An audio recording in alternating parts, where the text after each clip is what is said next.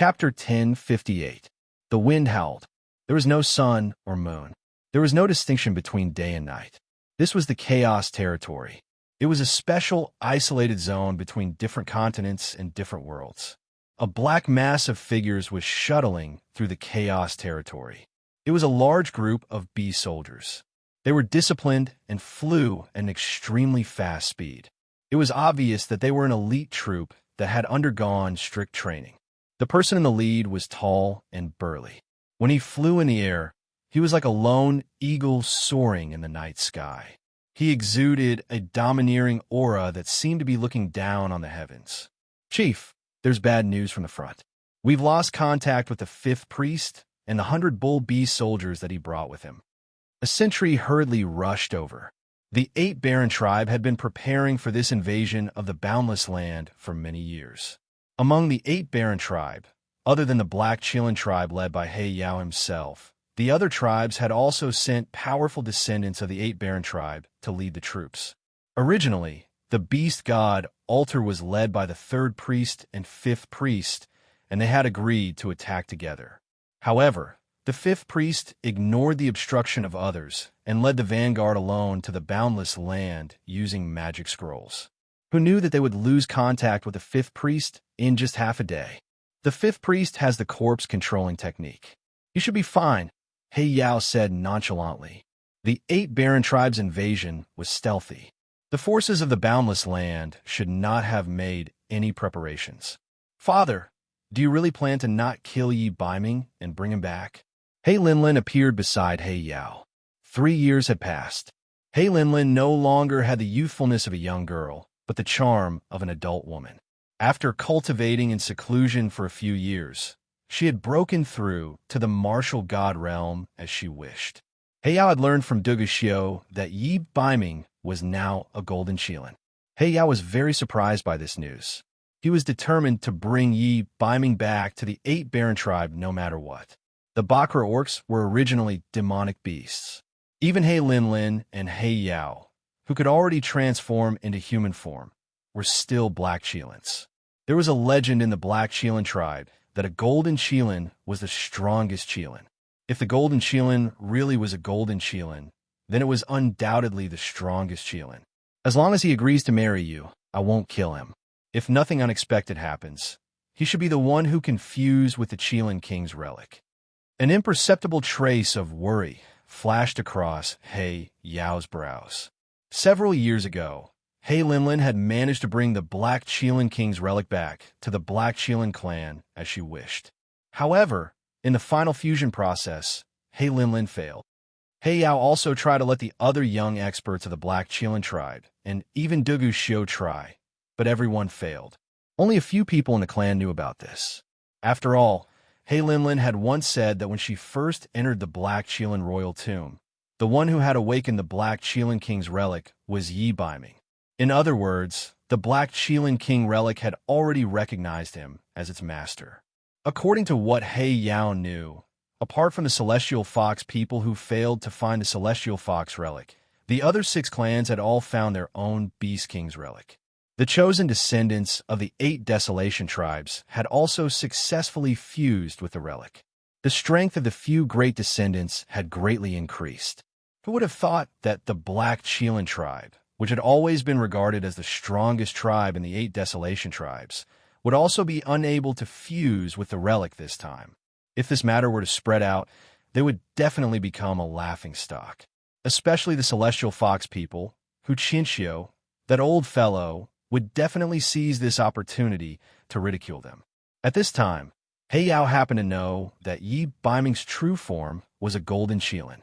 Thus, He Yao had no choice but to personally head to the boundless land and bring Yi Baiming back to the tribe. "Father, I heard that bastard Celestial Fox mixed blood is also in the Dutian blood world. This time, I plead Father to let me kill her personally." He Linlin's strength had improved a lot in the past few years. She recalled how she had been defeated by Yun Sheng previously. This time, she had to kill that bastard with her own hands. Only by killing Yun Sheng would Yi Baiming be willing to follow them back to the 8 Desolation continents. Near the Dutian blood print, the battle between the 3-tailed phoenix and the nine-headed snakelet was still ongoing. The nine-headed snakelet, which had 2 severed heads, was bleeding profusely from its wounds. It looked like it could not hold on for much longer. I thought it would be more powerful. A divine beast is only SOSO. Feng Tian was extremely presumptuous. The Emperor in red was so angry that he almost vomited blood. A divine beast was naturally not that weak. The nine-headed snakelet's strength was greatly reduced, mainly because it had been severely injured by the sun and moon shine when it fought with Rumo earlier. This allowed the three-tailed phoenix to take advantage of it. Pong! Another heavy blow. The nine-headed snakelet fell from the sky and smashed into the ground. A huge crater appeared on the ground. Haha, so what if it is a divine beast? After meeting me, Feng Tian, only death awaits it. Feng Tian was extremely arrogant. He laughed loudly in the air. Rumo, who had been watching the battle coldly from the side, also felt it. Weak. It was indeed very weak. Could it be that the nine-headed snakelet only had this much strength? Although Rumo had never really fought with the Emperor in red, he knew that the Emperor in red's strength was definitely not just limited to this. Just as Rumo and Feng Tian were having their own thoughts, a red and blue light appeared in the crater that the nine-headed snakelet had smashed into the ground. Inhuman brat, the nine-headed snakelet is angry. This is the true power of a divine beast. The Emperor in red's eyes shone with a strange light. He began to chant. The wind and clouds between heaven and earth suddenly changed. The lead-colored clouds in the sky seemed to have pressed down a lot all of a sudden, making people feel suffocated. The nine-headed snakelet appeared in the sky again. This time, its eyes had turned blood red. It looked at Feng Tian angrily. The remaining 7 heads raised their heads at the same time. They raised their necks and let out a deafening roar at the dark sky. After the roar, the nine-headed snakelet was completely enraged. Ripples of gray magic patterns appeared beside the nine-headed snakelet. Those patterns seemed to have eyes as they spread out continuously. In an instant, a domain that covered an area of nearly 5 miles was formed in the sky. When Feng Tian realized that something was wrong, he was already in the middle of the gray magic patterns. It was already too late for him to escape. At first, Feng Tian did not know the function of these gray magic patterns. However, after a while, Feng Tian felt that something was wrong. Oh no, the arrogant smile on Feng Tian's face seemed to have frozen in an instant. His body suddenly became heavy under the effect of these gray magic patterns. Chapter 1059. His hands and feet seemed to have sunk into a quagmire, and even moving a step was difficult. His spine seemed to have been pressed down by a heavy object, and even stopping was difficult. Feng Tian's originally nimble movements became extremely sluggish. Was this a god's domain? Cold sweat suddenly forced out from Feng Tian's forehead.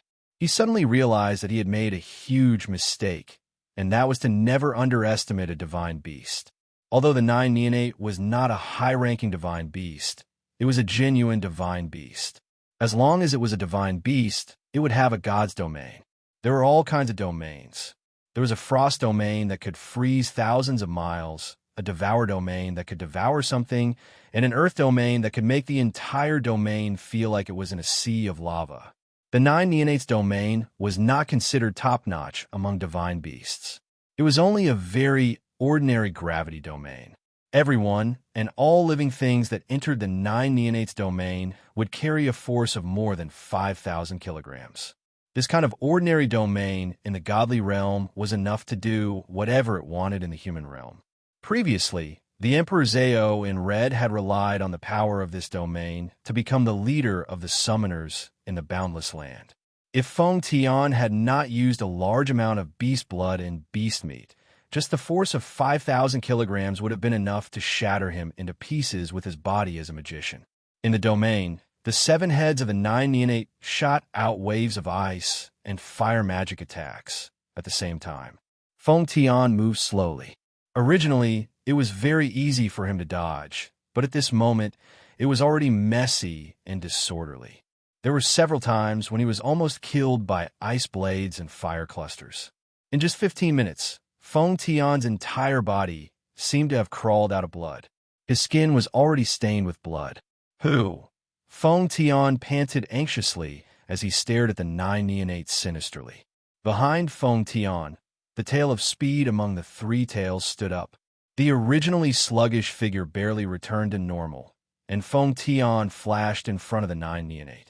The 9 neonate flew into a rage. It suddenly opened its huge mouth and swallowed Feng Tian. Seeing that Feng Tian was swallowed by the 9 neonate, the Emperor Zhao in red was overjoyed. Ji Rumo, on the other hand, frowned. He felt that something was wrong. Jiuying, well done. Ji Rumo, you've seen the power of Emperor Zhao, right? Do you still want to fight me? The Emperor Zhao in red called Jiuying back with an arrogant look on his face. Emperor Zhao, it's too early for you to be happy. He's not dead yet. Ji Rumo snorted coldly.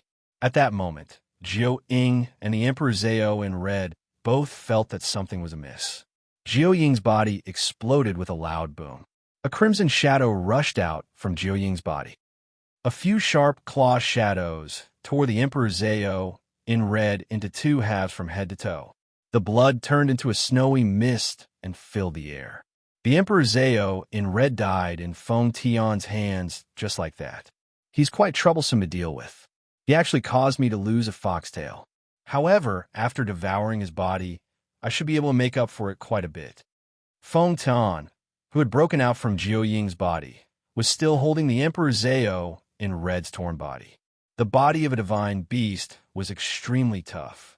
Furthermore, with the divine beast territory, it was almost impossible for Feng Tian to kill the Emperor Zhao in red and the divine beast Jiuying. Feng Tian was also a cunning person. Therefore, he took the risk and entered Jiuying's body.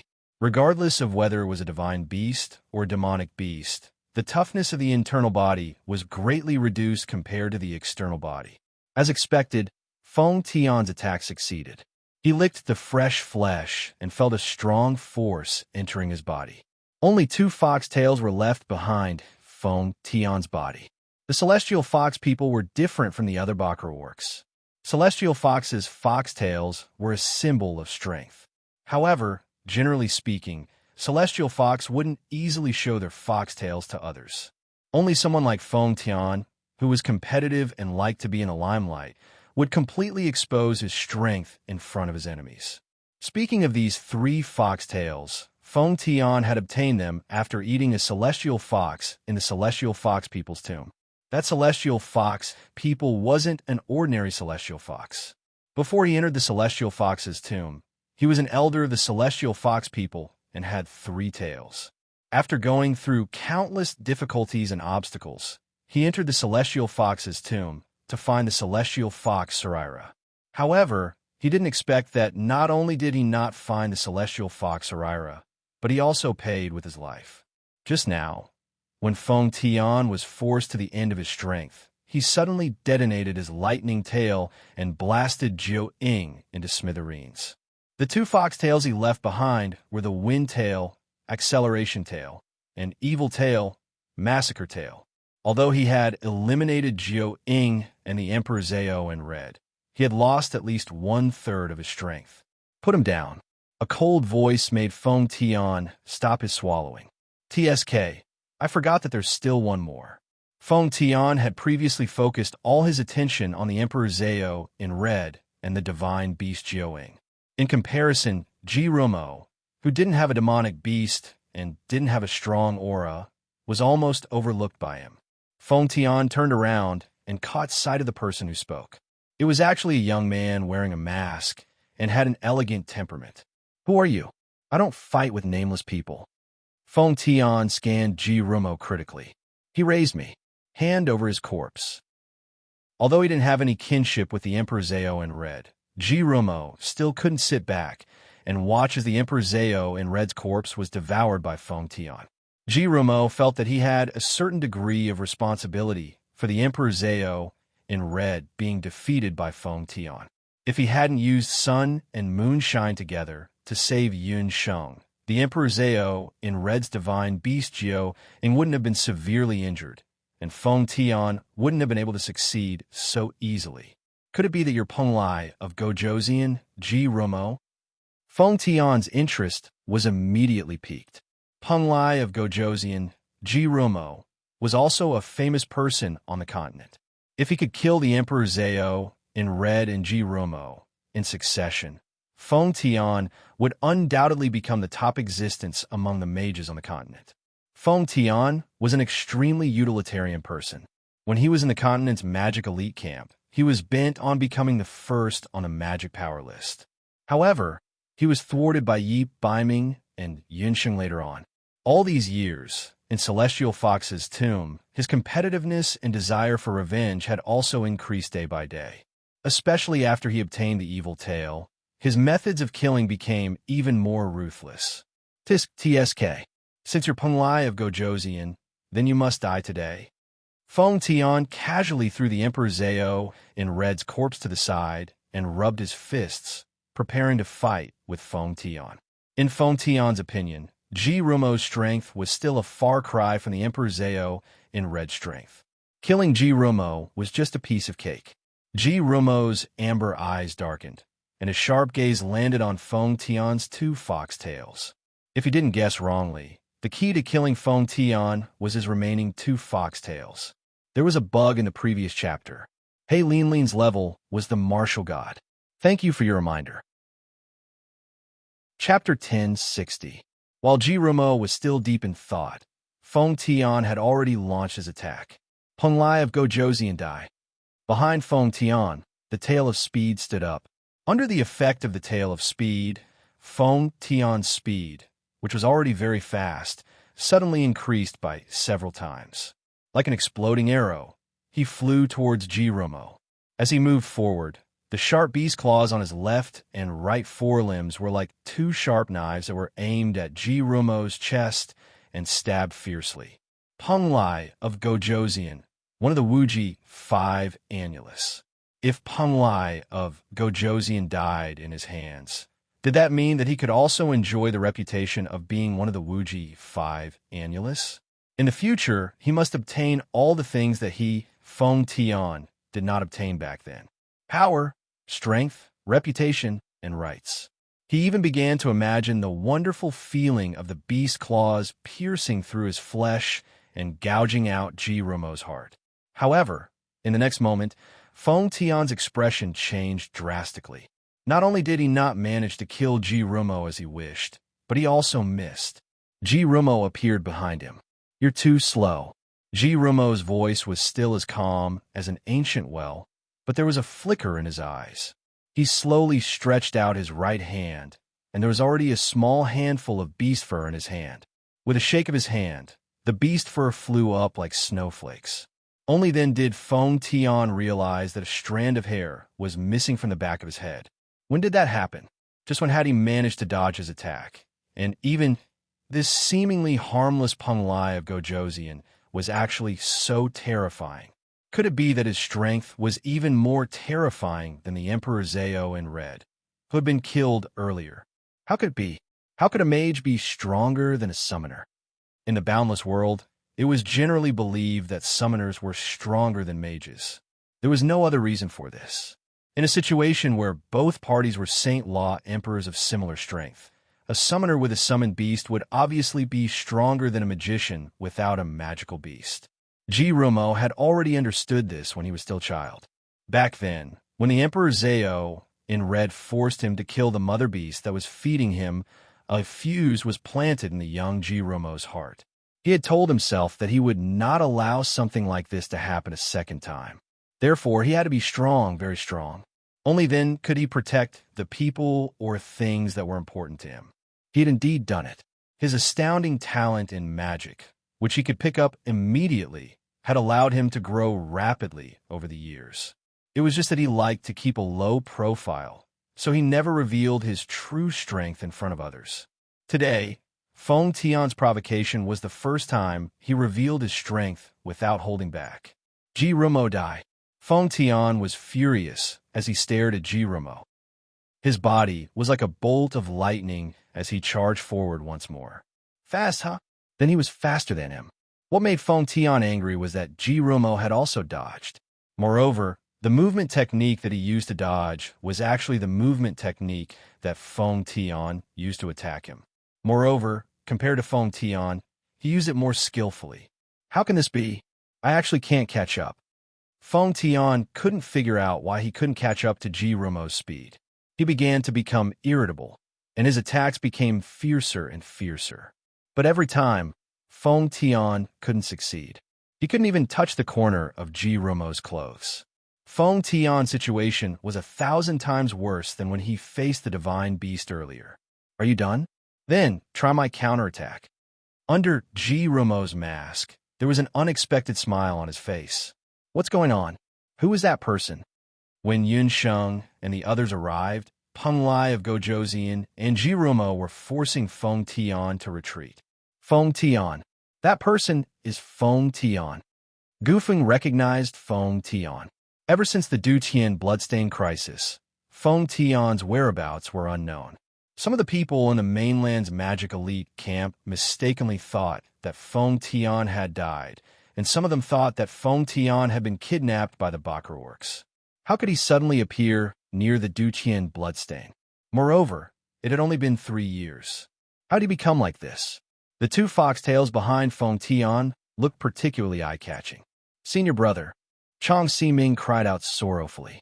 Yun Sheng, Dong Wang Ling, and the others only just realized that the Emperor Zhao in red was actually dead.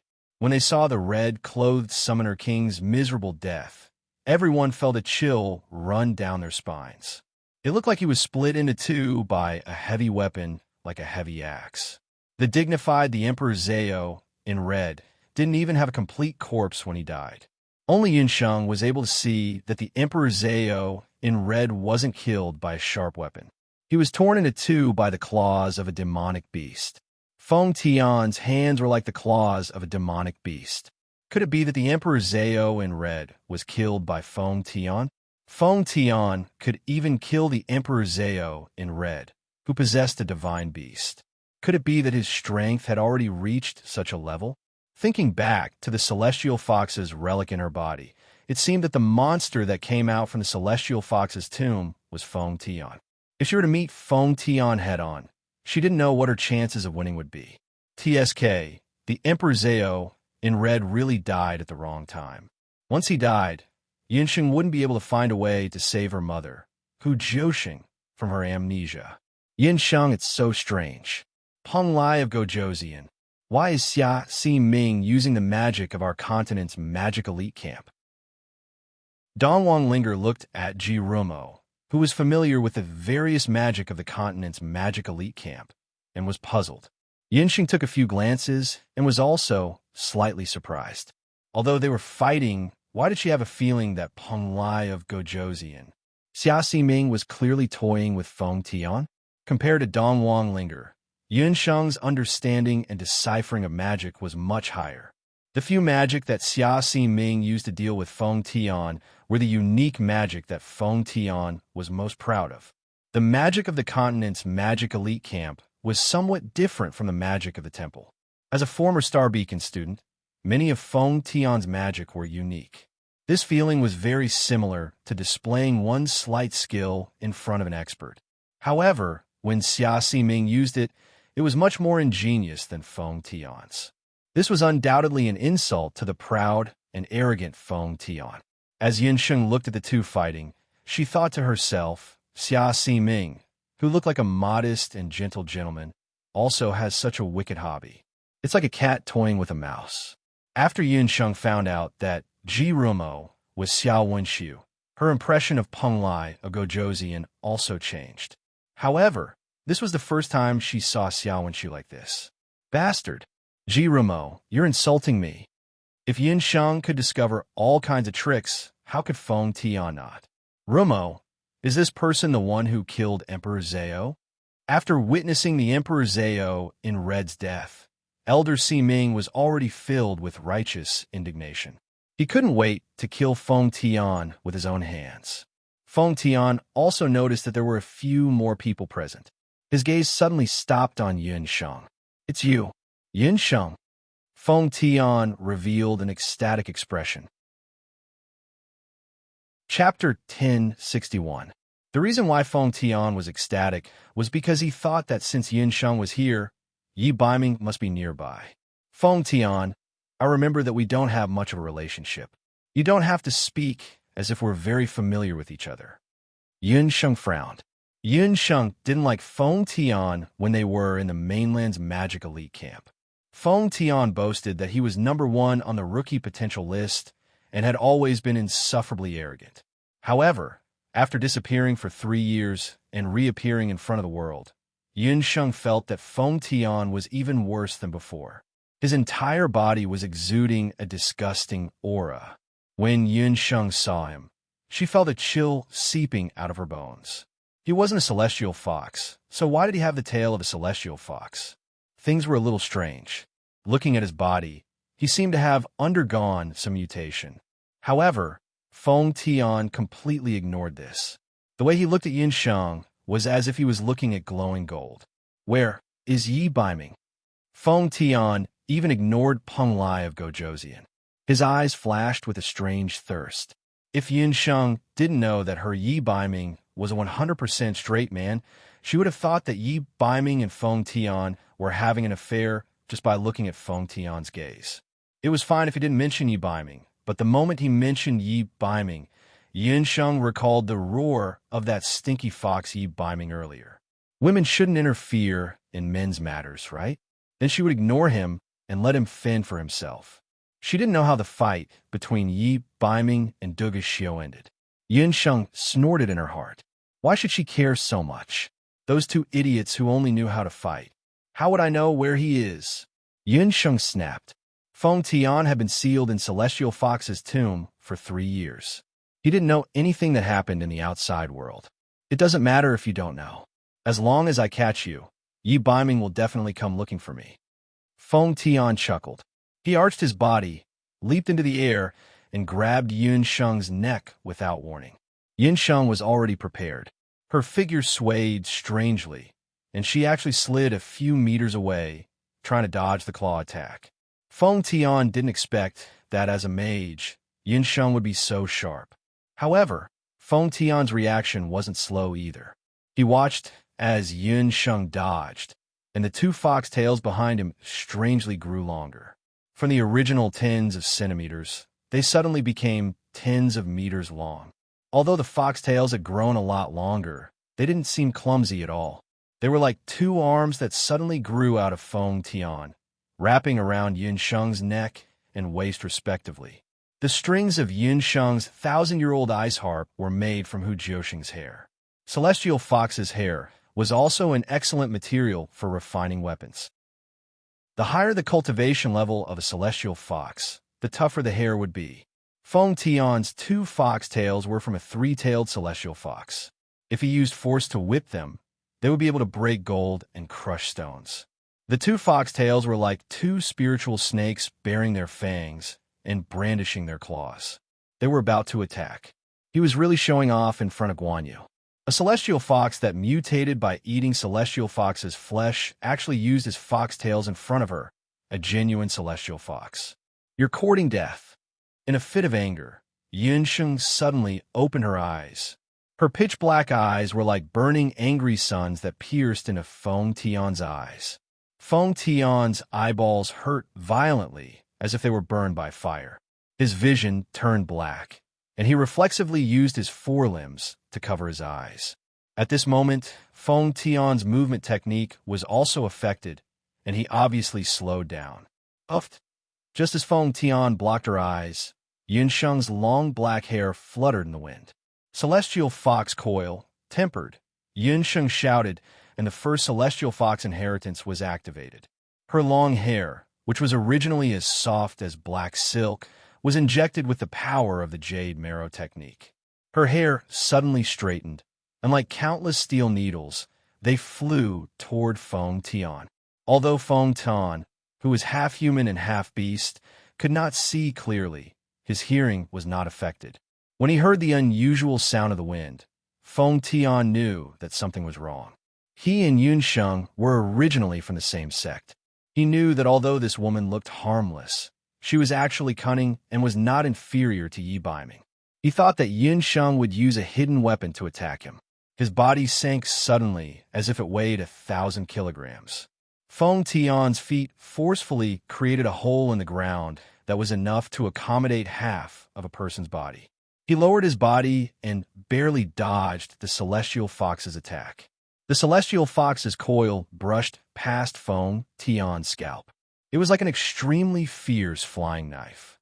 Feng Tian only felt that his head was lighter, and half of his hair had been cut off by the Celestial Fox's coil. Come back.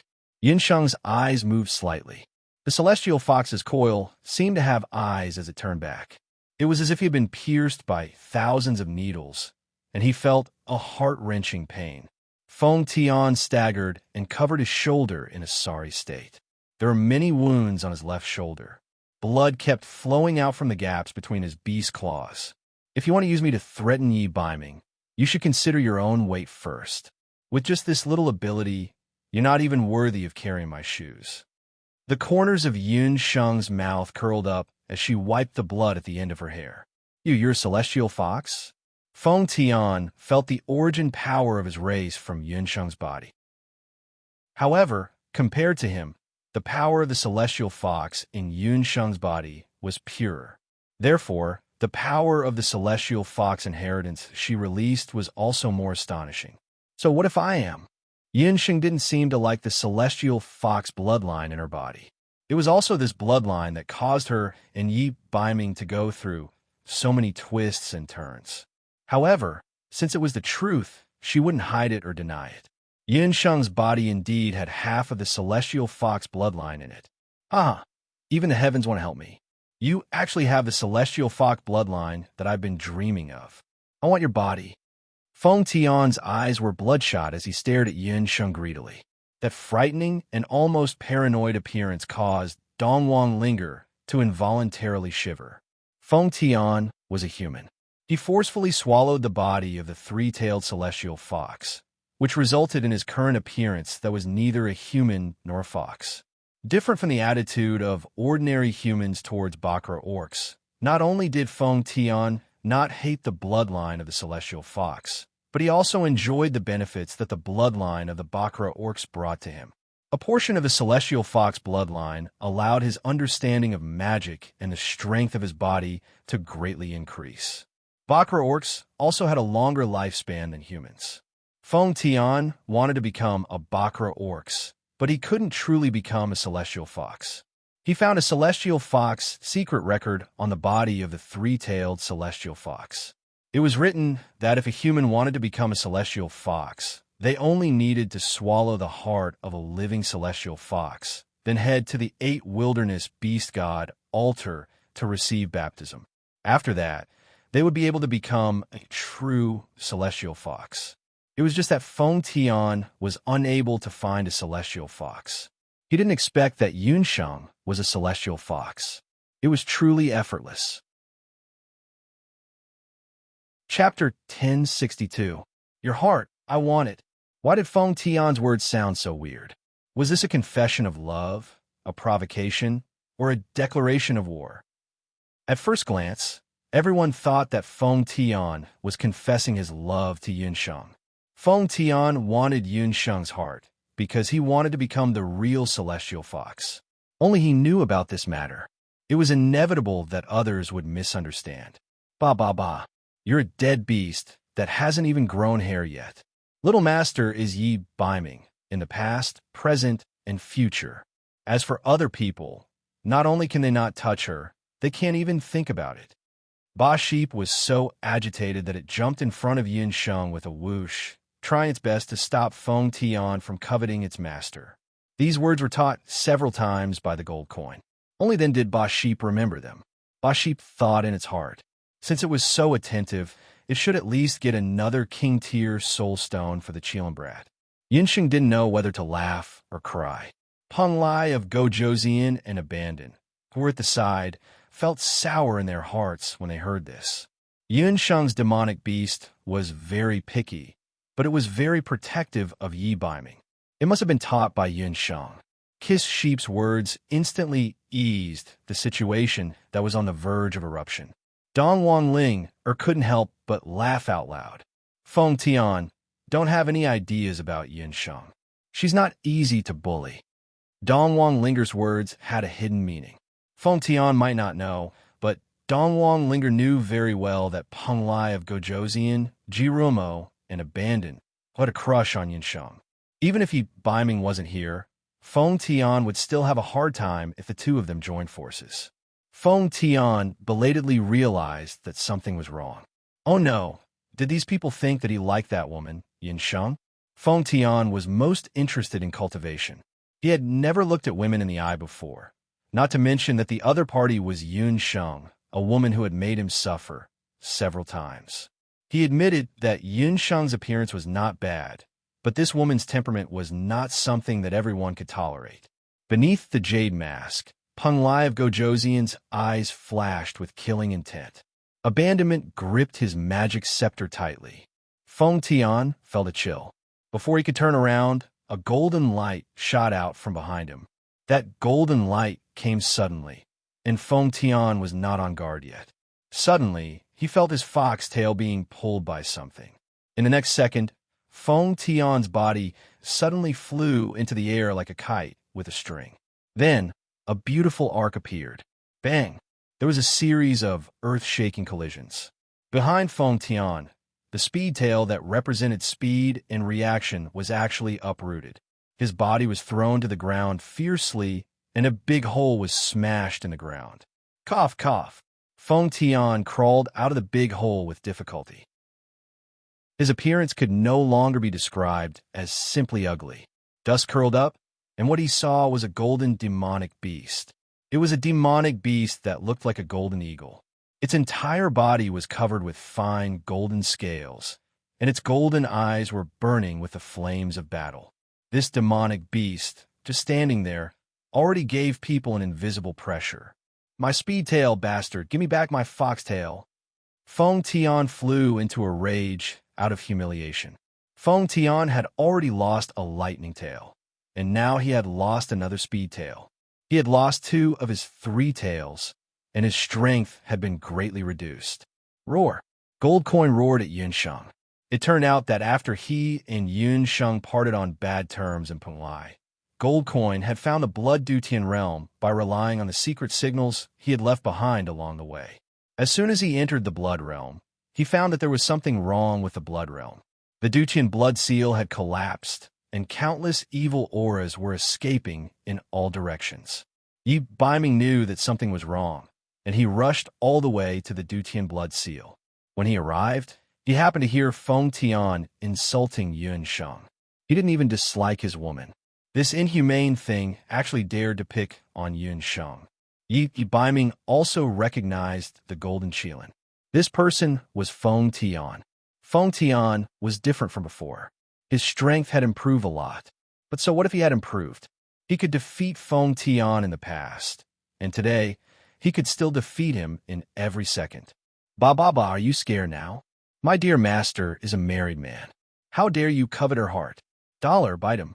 Rip off his last tail, Baby Sheep said excitedly. Only then did Feng Tian understand that the beast kept attacking him because it misunderstood that he liked Yun Sheng. Feng Tian had never encountered such a troublesome magical beast. This guy was so cunning, as if he had stolen his wife. Feng Tian naturally didn't know that Gold Coin was Yi Biming. He thought that Gold Coin was just a magical beast sent by Yi Biming to protect Yun Sheng. What covet? I want to eat her heart. Who would like such a sinister and cunning woman? Only a fool would like such a woman. Before Feng Tian could finish speaking, Gold Coin suddenly jumped forward and a claw wind fell. Feng Tian could feel that the wind created by Dollar's claws was almost touching his skin as it slid past him. It would have been better if Feng Tian didn't say anything. As soon as he finished speaking, he suddenly felt that there were 2 more eyes staring at him. Peng Lai of Gojoseon, Jirumo, Abandon, and Gold Coin all stared at Feng Tian. This guy didn't know that he had offended all 3 of them with his words. The 2 men and the beast scolded in their hearts at the same time. You're the fool. Your whole family are fools. Daring to belittle Yun Sheng was equivalent to belittling them. Feng Tian, your competition with this king isn't over yet. Where do you think you're going? Peng Lai of Gojoseon, who had planned to watch from the sidelines, raised a magic scepter in his hand. Crackle, crackle, crackle. Several light magic were unceremoniously parried. Feng Tian, I want to learn a few moves from you when we were in the Magic Elite camp. Let's do it now. A green shadow flashed, and Abandon also joined the battle. For a moment, four shadows intertwined. A golden shadow, that was Gold Coin. A green shadow, that was Abandon. A purple shadow, that was Peng Lai of Gojoseon. And the one who was surrounded in the middle and treated as a human sandbag was Feng Tian. Goofing, aren't they being too much of a bully? Dongwang Linger actually sympathized with Feng Tian a little. A little. But who asked that bastard to say bad things about Yin Sheng? Goofing snorted. Then, in the future, if someone also says that about me, will you fight for me like them? Dongwang Linger waited for Goofing's answer with anticipation. I want to, but you know my strength. Goofing's face turned red. Dongwang Linger snorted and turned her head away, unwilling to pay attention to Goofing. Bang! Feng Tian was hit by Gold Coin's claw again. When he dodged, he accidentally inhaled Abandon's poisonous fog again. Peng Lai of Gojoseon cast another light magic. He was hit by 3 moves in a row, and he couldn't hold on any longer. Chapter 1063. Gold Coin, Peng Lai of Gojoseon, and Abandon. Any one of these 3 would be extremely unlucky. Feng Tian was entangled by these 3 people, and his end could be imagined. Those who dare to speak ill of Yin Sheng could only be described as courting death. Bo, my dear master, you should be happy. The 3 of them are fighting for you. Bo Sheep saw that Feng Tian was beaten and was very happy. Humph, Bo, tell me, what benefits did you get from Night Fox? Yin Sheng felt that something was wrong. How did he Baiming find her whereabouts so quickly? Coupled with the fact that the kissing sheep had sneakily disappeared from time to time on the way here, Yin Sheng knew that her natal magical beast had been bribed by someone. Yin Sheng pressed Bo Sheep with one hand, and the other hand pulled Bo Sheep's wings. Bo, my dear master, please don't kill me. Please forgive me. Bo Sheep howled, but was frightened by Yin Sheng's gaze. Bo Sheep was so scared that its howl was stuck in its throat. To be honest, Bo received a little benefit from the Chilin boy. It's just a few king-level beast soul stones. Bo didn't do it on purpose. Bo just wanted to quickly take up the post and recover my strength as a world god so that I can help master. Bo painfully handed over a few soul stones. It had a sullen look, and that pair of wings drooped listlessly. It had a miserable look that had nothing to live for. Yin Sheng's hand paused in midair, and her heart was moved. Bo Sheep wanted to help her. Yin Sheng had many magical beasts, and all of them had decent strength. Although Bo Sheep was her natal beast, its strength seemed to be the weakest. Bo was arrogant on the surface, but it was very dissatisfied in its heart. It thought that as long as it could find enough king-level beast soul stones, it could become a real-world god one day. Silly Bo, if you want anything in the future, just ask me. Even if your master is not strong enough now, one day, I won't be worse than Night Fox. Yin Sheng let go of Bo's wings and rubbed its soft fur. It felt good to the touch. Bo loves master the most. However, that Chilin brat already said that you shouldn't bicker with him. He said that all of his things belong to you, master. Bo, you can take anyone you want. Bo's eyes lit up, and he put on a fawning expression. Yin Sheng's face was burning. She glanced at Dollar, who was still besieging Feng Tian with Jirumo and Abandon. He had no idea that he had been betrayed by a heartless universe god. Night Fox actually said that. Cough. I have to clarify something first. Night Fox's things are mine. Your master's things are still his. Regardless of whether you are a woman or a mother beast, you must remember that property is independent. Only then can there be happiness. Yin Sheng brainwashed Bo. When a certain world god heard this, It was as if he had been enlightened.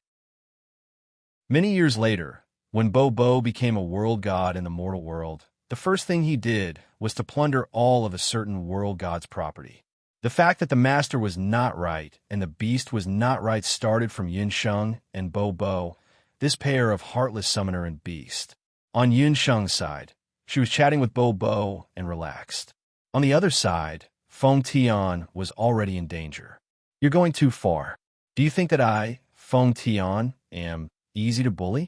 I'll let you know how powerful my evil tail is. Feng Tian was forced to retreat.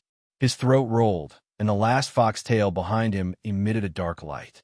Feng Tian let out a long roar, and a black light pillar suddenly burst out from his mouth. Wherever the light pillar went, the evil aura in the blood world seemed to be attracted and rushed into the light pillar. He inhaled like a whale and swallowed all the evil aura into his stomach. As the evil aura increased, Feng Tian's body also changed. Rip, the sound of cloth tearing could be heard. Feng Tian's slender magician figure suddenly changed. The muscles on his limbs swelled up as if they were inflated. His muscles tore his clothes, and his entire person actually grew several times taller. In an instant, he became a mutated celestial fox that was 10 meters tall. With every step he took, the ground would shake violently. His fists also became like 2 stone millstones. He shook towards the sky, and the powerful force of his fist actually shattered the air. After transforming, the 3-tailed celestial fox was still somewhat difficult to deal with. Ji Rumo just arrived. Murderous fist. Feng Tian was actually not afraid at all as he punched out. The murderous fist was a celestial fox inheritance that Feng Tian comprehended after he mutated. It was between a combat skill and magic. As it was not a celestial fox, the murderous fist also had a huge flaw. The advantage of the murderous fist was that its power was astonishing. The disadvantage was that once he absorbed too much evil aura, Feng Tian would lose control. If he used it too many times, Feng Tian would completely become a killing machine. Feng Tian, who was well aware of this, originally only wanted to use the murderous fist when he fought with Yi Baiming, who knew that before he met Yi Baiming, he would encounter this beast and 2 people first. He had no choice but to use the murderous fist. What made Feng Tian even more depressed was that he didn't even know why he was being beaten up. These people completely disregarded the rules and attacked him together. Feng Tian couldn't figure out how he had offended them. As soon as the fist wind arrived, Ji Rumo paused slightly. A light shield that was as tall as a person appeared in front of him. Clang! It was like 2 rocks colliding. An obvious dent appeared in the light shield. However, it still managed to block Feng Tian's punch. As soon as the dent appeared, the light elements quickly repaired it. How could this be? Feng Tian didn't expect that even his most powerful killing move would fail. However, Feng Tian didn't even have time to hesitate. Magic Poison Rope. Abandoned also saw the opportunity and released a magic poison fog. The poison fog suddenly turned into a rope and trapped Feng Tian. Jindu bent his forelimbs, and divine light flashed on his right forelimb. On his right forelimb, the divine pattern of the halberd of the divine battle god flashed, and in an instant, it broke through the phoenix fist. Like a spiral, it suddenly broke through Feng Tian's chest. Flesh and blood splattered everywhere. A soul stone broke out of his body. Before anyone could react, a pink shadow flew over with a whoosh. Bobo, chillin' boy, Bobo wants this soul stone. Bobo was quick to react and snatched the 3-tailed celestial fox's soul stone. The reason why Feng Tian could become a mutated celestial fox was because of the celestial fox soul stone in his body. As soon as the soul stone left his body, Feng Tian became that weak mage again. His tyrannical body shrank and quickly withered. You? Feng Tian stared at Jindu, who had already fallen to the ground. His eyes were bloodshot. He saw a sense of familiarity in Jindu's eyes. Similarly arrogant, similarly disdainful, this golden demonic beast was actually. Chapter 1064. Could this demonic beast in front of him be Yi Biming? However, before Feng Tian could voice out his suspicions, his already damaged body fell to the ground, forever losing the chance to compete with Yi Biming. Phew, he's finally dead. It's just a three-tailed celestial fox, and it's already so powerful. Then, wouldn't a real celestial fox be invincible? Dong Wang Linger heaved a sigh of relief, but then she realized that she had misspoken. Elder Si Ming's expression instantly became serious, and his gaze towards Yun Sheng also became filled with hostility. Feng Tian killed the Emperor Zhao in red. In Elder Si Ming's eyes, Yun Sheng, who was also a celestial fox, was also an accomplice. After Gold Coin killed Feng Tian, he walked to Yun Sheng's side with a fawning expression. However, Yun Sheng snorted and pulled back the sheep, leaving Gold Coin behind. Yi Biming, the Golden Qilin, was suspicious. Why did he feel that there was something wrong with the little wildcat? Could it be that she found out something? Feng Tian had completely destroyed the Dutian blood seal. After a round of inspection, Elder Si Ming concluded that the Dutian blood seal couldn't be repaired. This made Ji Rumo heave a sigh of relief. Elder Si Ming finally wouldn't yell at Yun Sheng anymore. Since the Dutian blood seal couldn't be repaired, the only way left was to redraw the magic array. Although the fifth priest was dead, the sky of the Dutian blood seal was already corroded by a large amount of evil aura. It was like a sieve with countless holes. The space barrier between the boundless continent and the 8 desolate continent was unprecedentedly weak. The army of the Bakra orcs could launch the next round of attack at any time. Although I don't have a way to rebuild the Dutian blood seal, I believe that as long as Rumo and I have some time, we will definitely be able to find a way. Elder Si Ming was still very confident about this. He and Ji Rumo had a lot of magic books on hand, plus he had already informed the continent's magic elite camp. He believed that if they searched the ancient books together, they would definitely be able to find some clues. Time was of the essence. The more time passed, the more likely the next wave of Bakra orcs would arrive. No one knew who would come after the fifth priest. Therefore, he had to find a new magic array to replace the Dutian blood seal as soon as possible. If a new spell was discovered, it would be impossible to solve it in a short period of time. After some discussion, they decided to set up camp near the Dutian relay station. Although Feng Tian's death was his own fault, he was still a student of the mainland's magic elite camp. Sister Lan collected his body and cremated it. After a few days, she would send his ashes back to his teacher. Feng Tian was an orphan, and the only place that could bury him was the continent's magic elite camp. After the collapse of the Dutian blood seal, the people from the various major powers arrived one after another. With so many people, other than the injured who were placed in the better guest rooms of the relay station, the majority of the people could only sleep in the empty space outside the relay station. Yun Sheng, Ling Er, and Sister Lan stayed in a certain tent. Because she was still in a cold war with Yi Biming, Yun Sheng unceremoniously kicked Yi Biming out of the tent. The pitiful dollar could only stay outside the tent and roar in dissatisfaction from time to time. Because they were worried that the blood cloud beast would appear at night, they arranged for people to take turns to be on duty at night. In the middle of the night, Yun Sheng woke up and discovered that Ling Er was gone. Yun Sheng teleported and left the tent. Outside the tent, Dollar was no longer there. Yun Sheng was slightly disappointed. She looked around outside and discovered that Dong Wang Ling Er was sitting beside an illumination magic array. She seemed to be in a daze. Ling Er, what's wrong? Yun Sheng walked toward Ling Er. Under the illumination magic array, Dong Wang Ling Er's eyebrows were knitted together. Clearly visible tear stains could be seen at the corner of her eyes. Nothing. Hearing Yun Sheng's voice, Dong Wang Ling Er hurriedly covered up her tears. Is it because of Gufeng? Yun Sheng also noticed that Dong Wang Ling seemed to have fallen out with Gufeng. The two of them were quarrelsome lovers. However, every time Dong Wang Ling had a conflict with Gufeng, she never shed a tear. This time it was because of Dong Wang Ling Er. I've thought it through. Gufeng and I can't be together anymore. Dong Wang Ling had been thinking about this problem for an entire night already. It was true that she liked Gufeng very much. However, Goofing's cowardly character had disappointed her time and time again. Especially today, Dong Wang Ling had completely given up on Yishiwen. Goofing is a light magician. Unlike other magicians, he can't go into battle and kill the enemy.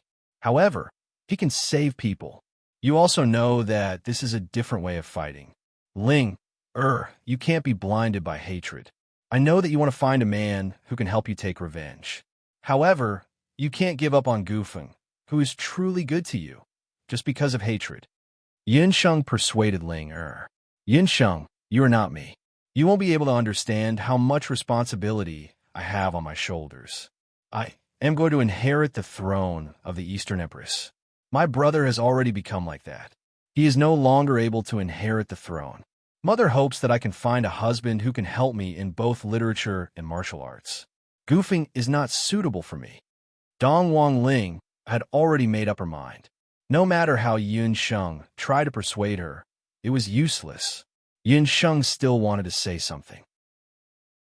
However, Dong Wang Ling wasn't willing to say anything anymore. Yinsheng, I have already made up my mind. It's my turn to keep watch. You should also rest early. Dong Wang Ling stood up and left without turning her head back. Yinsheng didn't leave immediately. She sighed and said, Goofing, come out. From the moment Yinsheng found Dong Wang Ling she had already noticed Goofing, who was hiding in a corner not too far away. This brat most probably found Dong Wang Ling before her. It's just that he saw that Ling was still angry and didn't dare to show himself. Goofeng should have heard every single word that Dong Wang Ling said to him. This brat, right now, his eyes are red and his nose is red. That look of his is both pitiful and infuriating. Yinsheng, Ling really doesn't want me anymore. After night fell, Goofing didn't sleep well. He also knew that his answer in the day had made Ling sad. However, he didn't expect that Ling would actually want to separate from him. Goofing, you have already heard Ling words clearly. Don't be too sad. Ling was just angry for a moment. Perhaps she will be fine after a while. Yinsheng didn't know what to say. She wasn't good at dealing with emotional matters. Otherwise, the matter between her and Night Fox wouldn't have caused such a huge mess. Goofing and Ling were both her good friends. She didn't want to see either of them get hurt. However, if Ling really became the Empress of the Eastern Emperor, Goofing would indeed not be a suitable candidate for her husband. Yinsheng, thank you for comforting me. I know what to do now. Goofing smiled bitterly. He understood that Yinsheng was comforting him. Ling was going to find a new husband. She wouldn't turn back anymore. Empress Dowager Situ didn't like him. This was something that Goofing already knew long ago. If he wanted to blame someone, he could only blame himself for being useless. Goofing hung his head dejectedly and walked away step by step. Yinsheng looked at Goofing's back view and then looked up at the Dutian blood realm that was filled with hostility. There was a heavy feeling in her heart that was getting stronger and stronger. It was as if something was about to happen. Thank you for your tips and monthly votes. Chapter 1065. After separating from Yinsheng, Goofing didn't feel sleepy at all. He had no choice but to walk around the vicinity of the magic tent. The cold night wind made his thoughts even more chaotic. He only felt that his legs were filled with lead, and every step he took was incomparably difficult. Dong Wang Ling words kept echoing in his mind. He's not suitable for me. Not suitable. Not suitable. Because he's a trash magician who doesn't know anything, Ling can't accept him. The bad things that happened to Goofing in the past, from being bullied when he was young, to going to the temple, to going to the magic academy. Goofing buried the worst memories in the depths of his memory, reminded him again and again like mosquitoes that couldn't be chased away. Why? Because he's a light magician, unable to protect Ling, unable to protect his friends. Every time when Ling and his friends were in danger, the only thing he could do was to hide in the back. Goofing didn't hate Ling. He understood Ling. Dong Wang Ling loved him. This was something that Goofing firmly believed. However, as the future Empress of the Eastern Continent, love wasn't everything. Since Ling has already made her choice, I should also make my own choice. Goofing took a deep breath. His footsteps stopped in front of tent. The tent was still lit. Goofing stopped outside the tent. "You're here." That was the voice of Ji Rumo of Peng Lai of Gojoseon. No matter when, Ji Rumo's voice was always like this. It was 30% polite and 70% respectful. Even if it was someone who was meeting him for the first time, he wouldn't receive any invitation from the owner of this voice. That voice seemed to be waiting for a friend who came from afar. Goofing was no exception. After hearing that voice, he walked into the tent. Ji Rumo was Xiao Wenshu. Inside the tent, the light from the illuminating magic array was like a firefly, making Xiao Wenshu's eyes shine like stars. Goofing was momentarily dazed by Xiao Wenshu's jade-like face. Although he had long heard of Xiao Wenshu's great name, this was the first time Goofing had personally met Xiao Wenshu. As one of the rare light mages on the continent, the treatment Xiao Wenshu and Gufeng received was as different as heaven and earth. Goofing came from a poor family, but Xiao Wenshu came from the Dharma Temple. Goofing's aptitude was mediocre, and the light magic he knew could only be used for healing or defense. However, Xiao Wenshu was adept at both offense and defense, and his medical skills were unparalleled in the world. In front of Xiao Wenshu, Goofing felt like he couldn't raise his head. However, Goofing still mustered up his courage and came to find Xiao Wenshu. Xia Siming, you should have noticed that I am a light mage. I want to learn powerful light magic from you." As long as he was as powerful as Xiao Wenshu, Empress Dowager Sidu wouldn't dislike him, and Ling wouldn't be separated from him. What you need isn't powerful light magic. What you need is a heart of self-respect. Xiao Wenshu's words made Gu Feng stare blankly. "Xia Siming, are you saying that you will teach me offensive light magic?" Gu Feng had already placed his last shred of hope on Xiao Wenshu. Everyone's magic talent is predestined. If it's fated, it will be there. If it's not fated, don't force it. Goofing, I can give you a heart of self-respect and let you win everyone's respect. However, in return, you will have to pay the price. Xiao Wenshu looked at Goofing with an indescribable meaning in his eyes. Win everyone's respect? Goofing had the urge to laugh out loud. Apart from healing magic, what else did he, Goofing, have that was worthy of other people's respect? However, when he thought of Dongwang Ling Er's disappointed expression, Goofing felt a surge of hot blood in his body. "Xia Siming, I beg of you, let me win everyone's respect." Goofing was practically begging Xiao Wenshu. Use your life in exchange. One life in exchange for the lives of the people of the boundless world. Xiao Wenshu looked straight at Goofing. Life? Goofing shivered. Xiao Wenshu, who was standing in front of him, was still so modest and polite. However, his gaze was so cold that Goofing couldn't help but shiver. "Xia Siming, don't joke around. I'm afraid of death the most. I can't take this kind of joke." Goofing didn't know what Xia Siming's intentions were. "I'm not joking. Goofing, do you still remember what Elder Siming said during the day when everyone was discussing the matter of the Dutian blood seal? We are all looking for a way to create a new magic array. In order to find a way to replace the Dutian blood seal, Xiao Wenshu spent the entire night searching ancient magic books. However, after searching through all the ancient books, he didn't find any magic array that could be comparable to the Dutian blood seal. It was only when he was looking at the handwritten letter of one of the experts of the 8 Desolaces, the first Dharma god of the Dharma Temple, who was also the owner of the Dharma bracelet, that he saw a very inconspicuous sentence. "Blood seal collapse, radiance descends. The weakest is the strongest." The radiance descends here refers to light magicians. In the entire camp, only you and I can be considered as true light magicians. The weakest is the strongest, and it's referring to you. Xiao Wenshu's words left Goofing speechless. The first Dharma god of the Dharma Temple was no stranger to any magician on the mainland. The first Dharma god not only created the Dharma bracelet, one of the artifacts of the 8 Desolaces, but he also had another identity as the first arbiter of the Dharma Temple. His ability to predict the future was second to none in the boundless continent at that time. "But, Xia Siming, I don't know anything. The only thing I can use is my heavenly sphere of light," Goofing mumbled. He had no idea how to repair or create a magic array that could be comparable to the Dutian blood seal and stabilize the Dutian blood seal again. Heavenly sphere of light? This is also light magic? Xiao Wenchu's eyes lit up. It's my personal esoteric magic. Goofing smiled for the first time. He was a failure as a person, and the only thing he could use was the heavenly sphere of light. Even Xiao Wenchu had never heard of this magic that Yun Sheng and the others called the strongest defense magic. Oh, show it to me.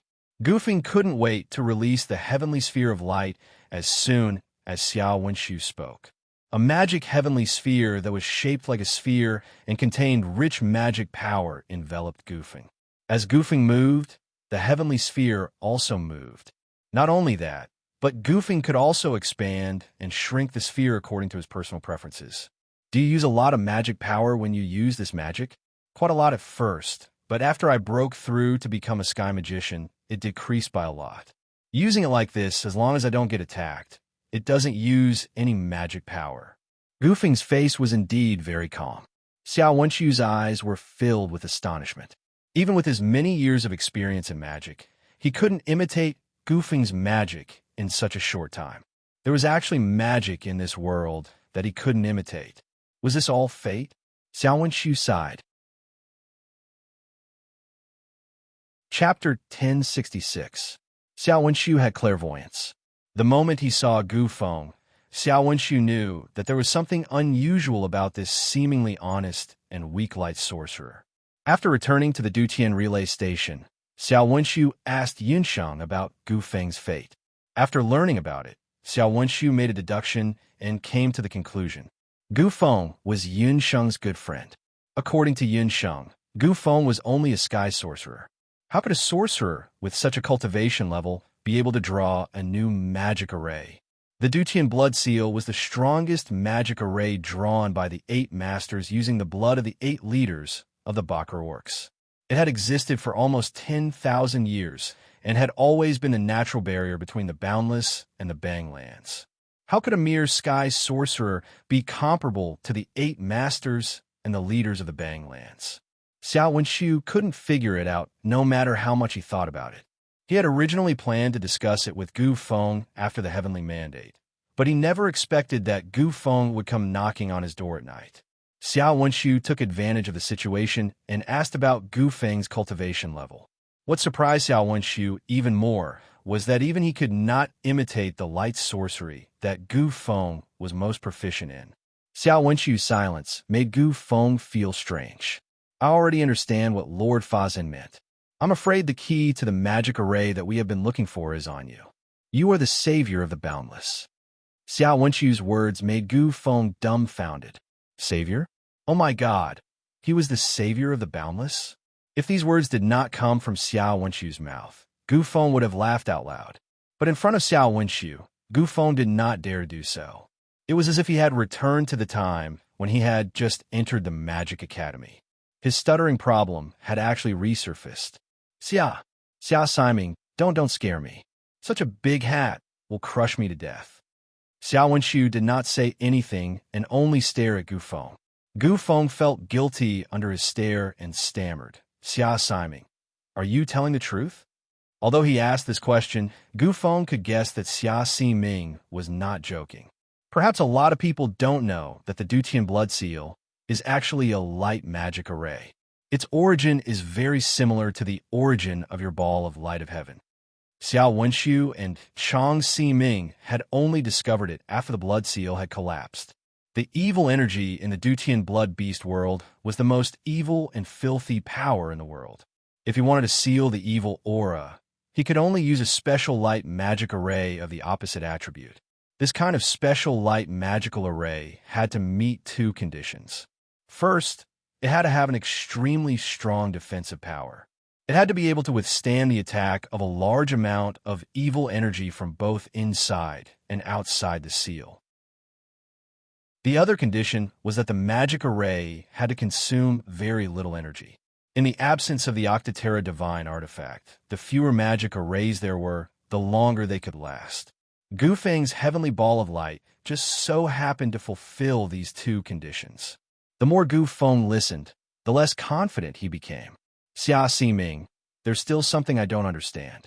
Magic arrays are dead, but I'm a human. I can try to maintain the heavenly ball of light, but I can't stay in the blood world forever, right?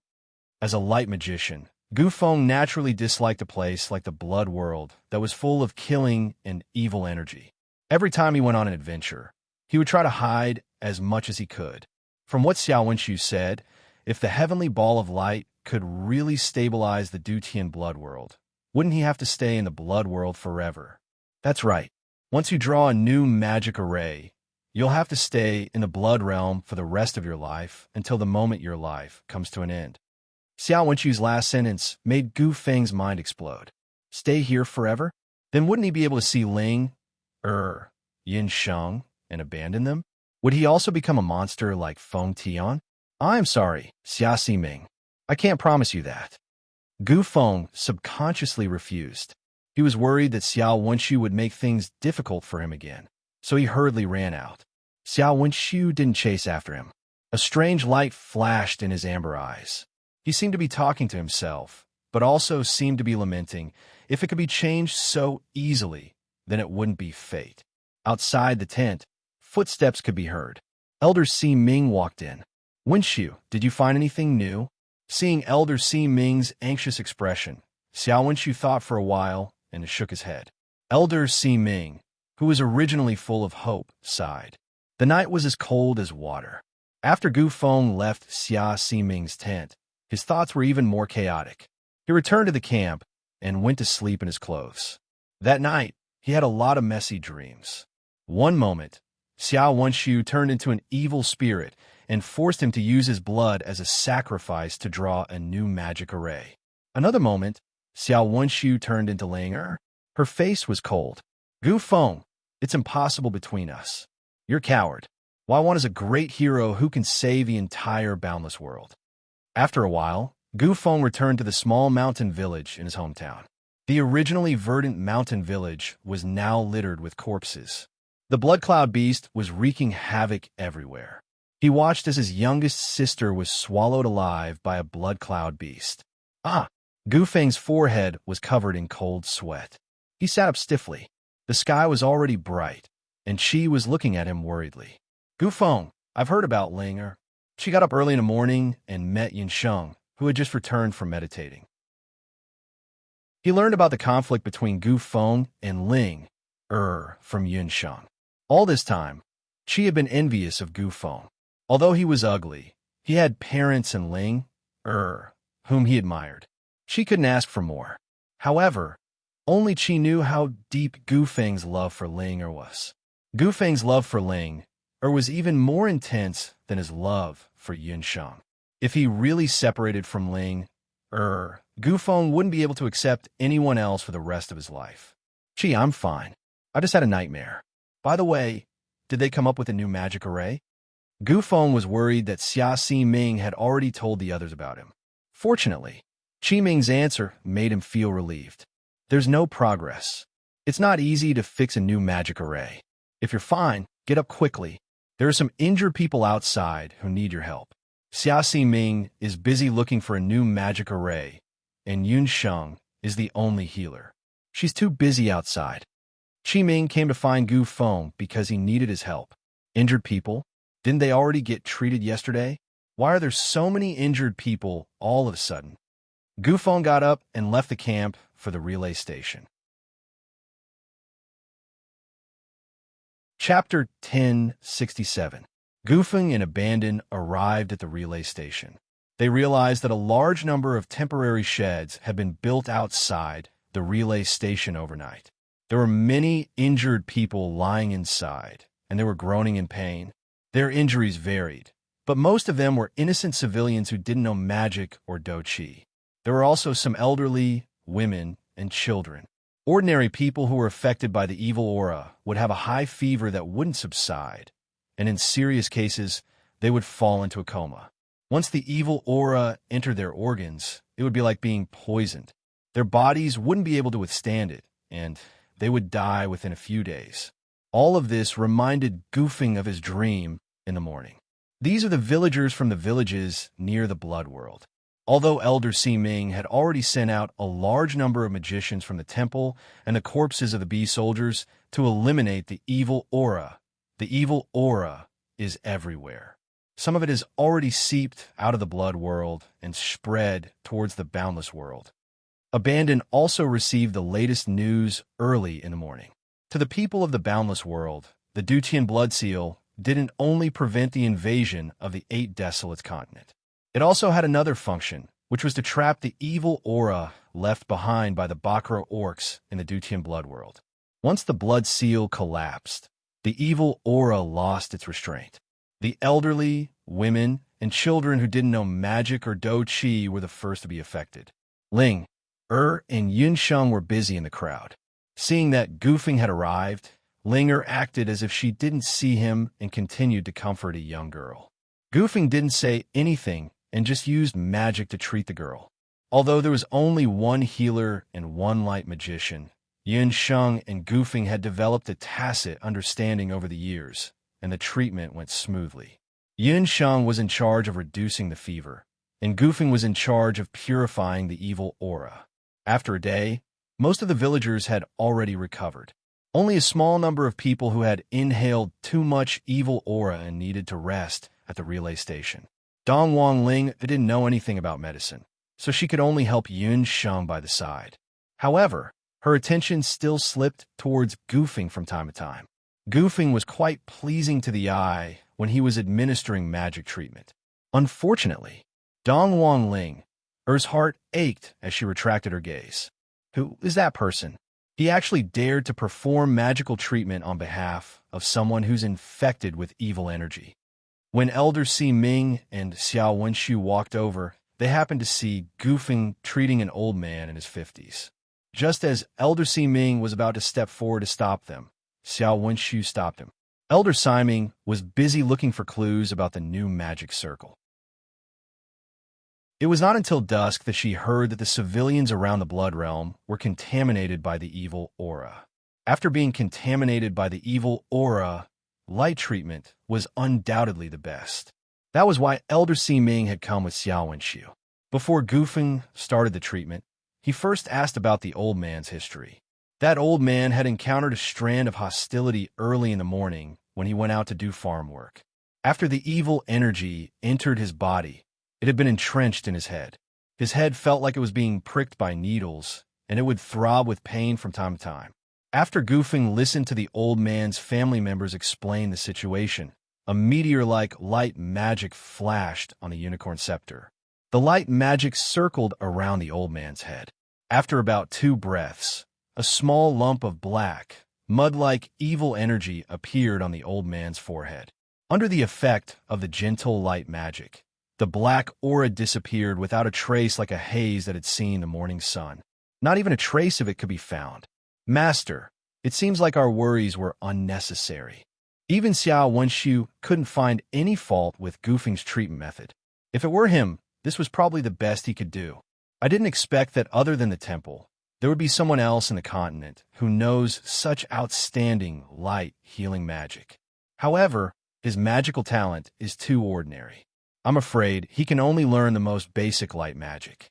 No wonder he wasn't chosen by the temple. Elder Si-Ming was very sharp. He could tell at a glance that although Gufeng's healing magic was very strong, his talent was very ordinary. The influence of the temple on the boundless continent was not to be underestimated.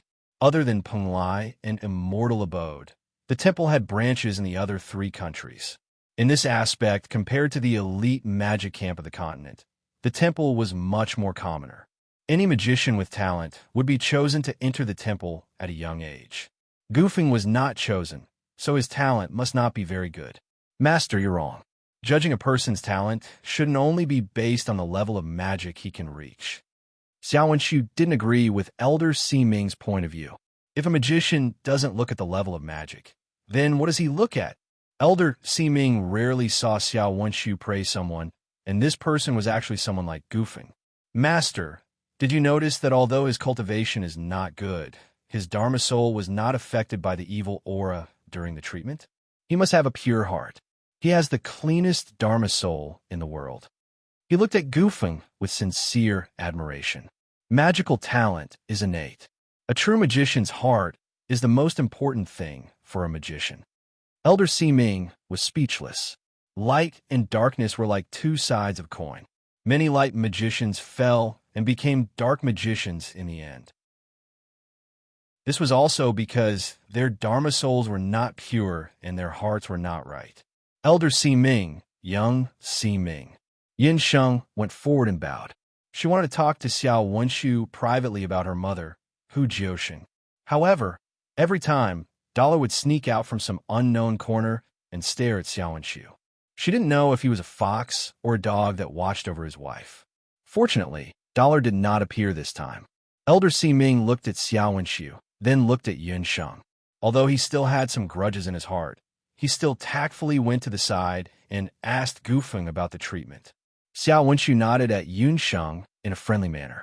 If it wasn't for the ripple in his eyes, it would be hard to tell that he had a good impression of Yin Sheng. Xiao Si-Ming, thank you for saving my life several times.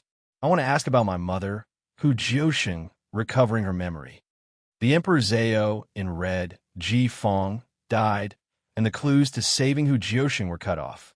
As one of the Emperor Zhao in red's adopted sons, Yin Sheng believed that Xiao Wenshu must know something.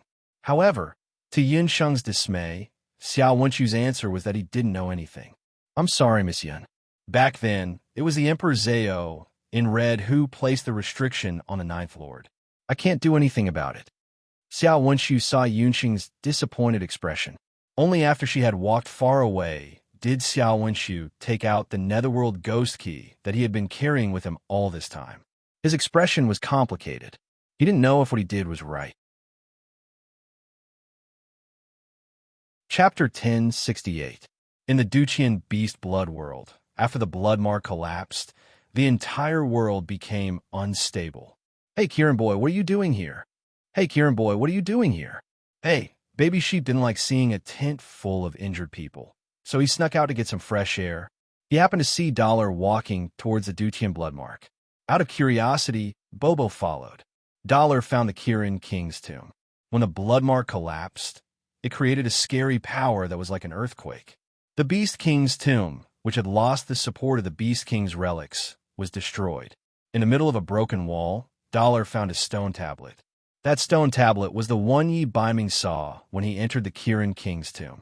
It recorded the curse of the Kirins and the Celestial Fox people.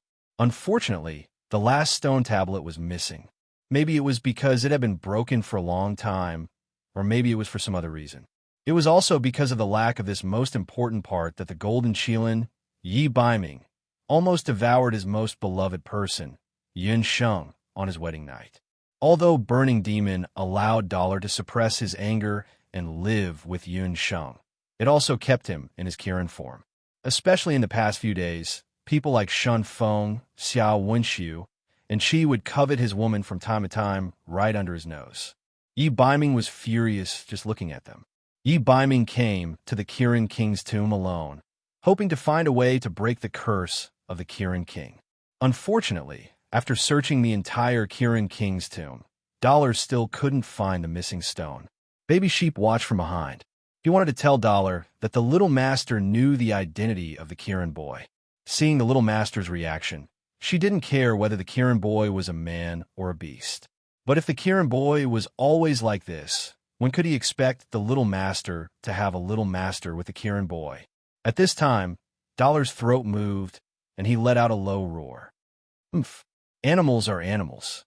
Their senses are still so sharp. His red hair was like fire. Under the dim sky, Dugu Xiao appeared in front of Dollar. Mubwa, red hair monster, why are you here again? When Mubwa Sheep saw Dugu Xiao, he immediately thought of a violent stalker. Yi Baiming, I didn't think you would become like this. Just from the arrogance and coldness in Dollar's eyes, Dugu Xiao was 100% sure that this golden magical beast was Yi Baiming. Roar! Dollar was ready for a fight. His back was arched, and the combat aura around him was as bright as the sun. Don't misunderstand. I'm not here to fight with you. I'm here to persuade you.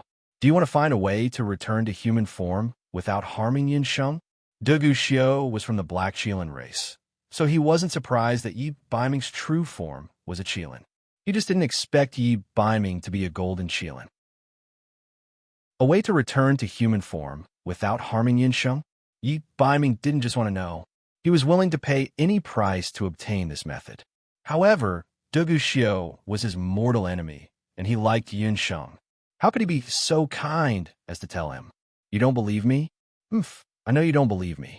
I can tell you that if He Yao hadn't ordered me to come, I wouldn't have come back. I want you to be like this for the rest of your life. Guarding your woman, but not being able to obtain her must feel terrible," Dugu Xiu said unhappily. "Mubwa, red-haired monster, the Qilin boy told me to tell you that guarding her is better than not being able to see her. Dala can sleep on the same bed as Master every day. Can you?" Mubwa Sheep rolled his eyes. Dugu Xiu's anger was stuck in his throat. He was almost choked to death by Mubwa Sheep's words. Endure it. Why was he venting his anger on these two animals? Dugu Xiu's self-control was much better than before. He had been ordered by He Yao to find Yi Biming. In half a day, He Yao and the others would be able to pass through the chaos area and enter the weak area of the Duqian blood boundary. Before that, Dugu Xiu, who was in charge of the 8 Desolates continent, had been asked to bring a message to Yi Biming. Roar! Dollar growled again, turned around, and left. Come back, Yi Biming. Don't you want to know the method? Dugu Xiu didn't expect Yi Biming to leave without even asking. This kid, whether he was a human or a beast, was so arrogant that it made people clench their teeth. Mubwa, red-haired monster, the Qilin boy said that you are ugly and evil at heart. Your dog mouth can't spit out ivory. Your stomach is full of bad intestines. He can't be bothered to talk to you. Mubwa Sheep translated. After scolding, Mubwa Sheep hurriedly chased after Dollar. When Dugu Xiu heard this, his eagle eyes glared, and he almost rushed up to strangle Mubwa Sheep. This damned beast seemed to be born with the ability to anger people to death. Yi Biming, as long as you fuse with the Qilin King's relic, you will be able to regain your human form.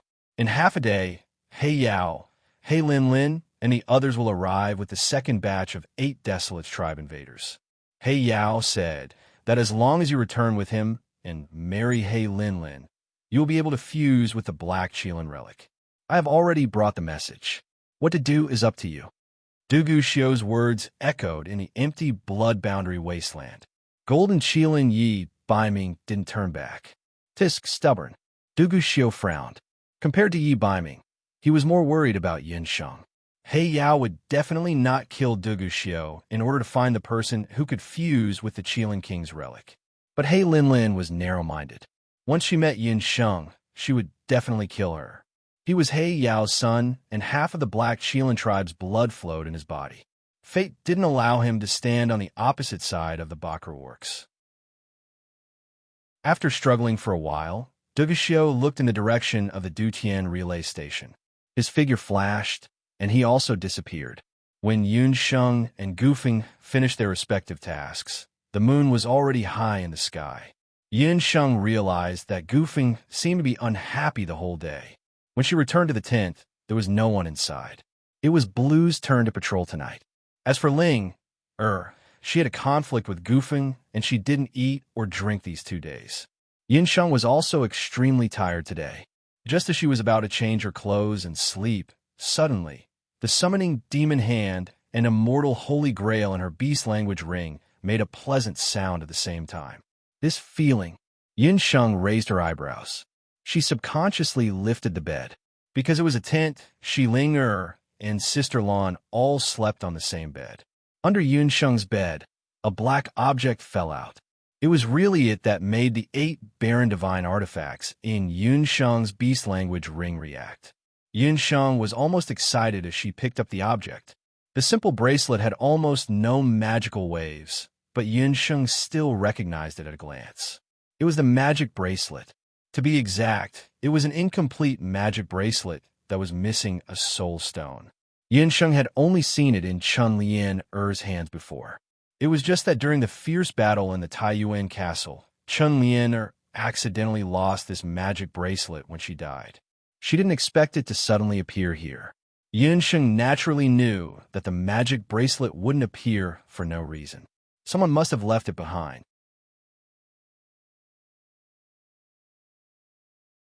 Chapter 1069. Who placed the magic deity bracelet here? Yin Sheng's mind went back and forth, but she still could not figure it out. She checked the magic deity bracelet again and confirmed that there was nothing wrong with it. Forget it. No matter who placed the bracelet here, it will be beneficial to me. Now that the Bakra orcs are about to invade, as long as the magic deity bracelet is repaired, I believe it will be of great help in the upcoming battle. Yun Sheng did not have time to think about who sent the magic deity bracelet. She decided to start repairing the magic deity bracelet immediately. Without further ado, Yun Sheng entered the Ling Long Beast Pagoda. She held the magic deity bracelet in one hand and the enigma stone in the other. She activated the Hellfire of the Fairies in both hands. The Hellfire of the Fairies was one of the purest fire seeds in the world. Under the burning of the Hellfire of the Fairies, the filth on the old and simple magic deity bracelet gradually faded away, revealing its true appearance. The enigma stone seemed to have been summoned and merged into the bracelet bit by bit. Ding! There was a beautiful and melodious sound that sounded like heavenly music, and a colorful light illuminated the entire Ling Long Beast Pagoda. The magical beasts in the Ling Long Beast Pagoda all exclaimed in admiration. After so many years, the damaged magic deity bracelet was finally repaired under the effect of Yun Sheng's Hellfire of the Fairies. The Hellfire of the Fairies faded away, and the magic deity bracelet descended gracefully. Yun Sheng just raised her hand, and the magic deity bracelet automatically slipped onto Yun Sheng's wrist as if it had spiritual consciousness. Unlike the usual bracelets, the magic deity bracelet's body was not made of gold, silver, or purple gold ores that were commonly used in the continent. The magic deity bracelet's body emitted a dazzling light that was as warm as jade. In the bracelet, if one looked carefully, one could see the magical power flowing inside like a gurgling stream. Once the bracelet was on her wrist, Yun Sheng felt a strong magical power entering her body. Almost without thinking, Yun Sheng summoned the darkness heavenly thorn. Inside the exquisite beast tower, black-purple lightning flashed, and dozens of dark heavenly thorns that looked like the roots of an old tree fell from the sky. The momentum was so great that it was like a thunderstorm. Yun Sheng estimated that the power of these dark heavenly thorns was comparable to a super magic spell. Even a treasure like the exquisite Beast Pagoda was shaken several times by the dark heavenly thorns with astonishing momentum. Inside, there was a foul atmosphere. The magical beasts in the exquisite Beast Tower couldn't help but shrink their necks and complain, "Master, if you want to test the Divine Law Bracelet, why did you have to do it in the exquisite Beast Tower? You scared us to death." Sorry, I also didn't know that after wearing the Divine Law Bracelet, my magical power would suddenly increase by so much. Yin Sheng stuck out her tongue. Yin Sheng couldn't be blamed. When the Divine Law Bracelet was in Chun Lianer's hands, it wasn't that powerful. At that time, it was only missing a riddle stone. If Yin Sheng's words were heard by the mixed-blood master blacksmith brothers of the elf clan, Imo In or Master Imo Ku, they would definitely vomit blood in anger. On the continent, all of the master refiners knew that the higher the grade of a magic tool, especially a magic tool like the Divine Magic Bracelet, not to mention the lack of a core soul stone, even if a corner of the bracelet was damaged, the power of the Divine Magic Bracelet would be greatly reduced. Moreover, the Divine Law Bracelet was different from other magic tools. It was a magic tool that boosted all attributes. In other words, the stronger the magic soul, the more attributes the magic soul had, and the more the magic soul could display the true power of the Divine Law Bracelet. Comparing Chun Lianer and Yun Sheng, the difference between the two was even greater. This is? Yin Sheng was shocked. After she used the Dark Empyrean Thorn, she discovered that the Divine Law Bracelet had changed. Inside the Divine Law Bracelet, magic flowed like starlight. But in the center of the bracelet, Yin Sheng saw something like a magic array that was difficult to see with the naked eye. Yin Sheng's black eyes turned gold. She focused on a magic array with her Shenong eye. The magic runes on the magic array were clearly visible, but they were written in ancient script. Yunsheng couldn't read a single word. Bobo, my dear master, no wonder I couldn't find you. Yeah, Bobo, I only left for a while, and you already found something good. This is a magic bracelet with a seal. Bobo, Sheep, and Dollar entered the exquisite beast tower. Bobo Sheep jumped forward and looked at the bracelet in Yunsheng's hand. Bobo Sheep was a world god. As he broke out of his shell and was reborn, he inherited some of the memories and inheritances from the previous world god. He knew much more than Yunsheng. With a glance, Bobo determined that this bracelet wasn't ordinary. Bobo, you came just in time. Yunsheng wasn't in the mood to ask where Bobo and Dollar had run off to after disappearing for a day. At this time, her mind was attracted by the small magic array in the Divine Law bracelet. Yunsheng had never seen such a small magic array. Moreover, the magic array was engraved in the bracelet. Yunsheng drew the magic array and showed it to Bobo Sheep. Bobo, can you undo the seal on the bracelet? Yunsheng asked. Bobo Sheep could ignore almost all magic arrays. Logically speaking, the seal on the bracelet should be no exception. My dear master, this isn't an ordinary seal. It requires the holder of the bracelet to reach the magic realm required by the bracelet before it will be undone. Bobo isn't a human magician, so he can't undo the seal. As long as Master reaches the Divine Law realm, the seal on the bracelet will be undone automatically. There should be a powerful magic hidden inside, Bobo Sheep explained. Yunsheng's current strength seemed very strong, but in terms of true strength, excluding her magical beasts, she had yet to reach the Divine Law realm. Even if she had the Divine Law bracelet now, and the magic she used was comparable to the magic of an ordinary Divine Law, she still couldn't hide it from the Divine Law bracelet. Yunsheng couldn't help but feel a little disappointed. Now, the Bakra Orcs invasion was imminent. If she could obtain another powerful magic, it would be very beneficial to the boundless world and her personally. However, she immediately figured it out. There must be something unusual about a spell that could only be practiced by an archmage at the level of an archmage. It either required an astonishing amount of magic power, or it had powerful side effects. If she rashly cultivated it without enough cultivation, not only would it not help her, it might even damage her magic soul. The gains didn't make up for the losses. Well, it seems like I can only wait until I have a breakthrough in strength in the future to see if I can check the magic array. After Yunsheng said that, she found that Dollar was staring at the Divine Law bracelet on her hand. Dollar frowned. Yunsheng might not have noticed, but Dollar found a trace of a scent that he hated on the Divine Law bracelet. It was Duguxio's scent. Chapter 1070. In most cases, men were thick-skinned creatures, and their intuition was duller than women's.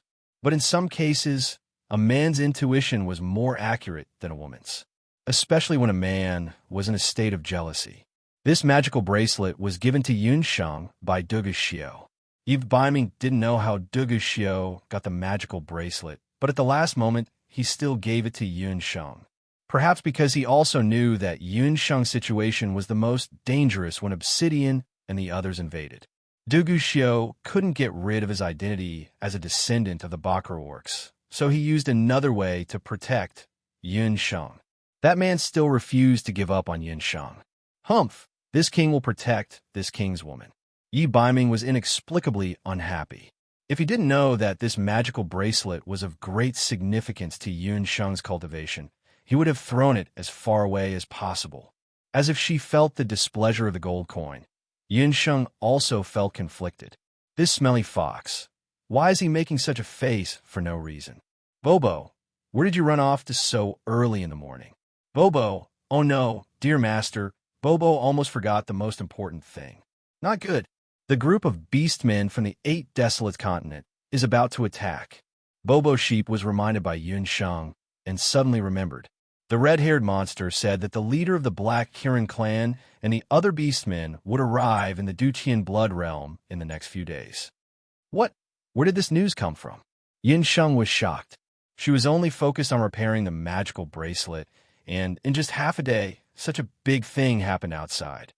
The red-haired monster Dugu Xiao told us.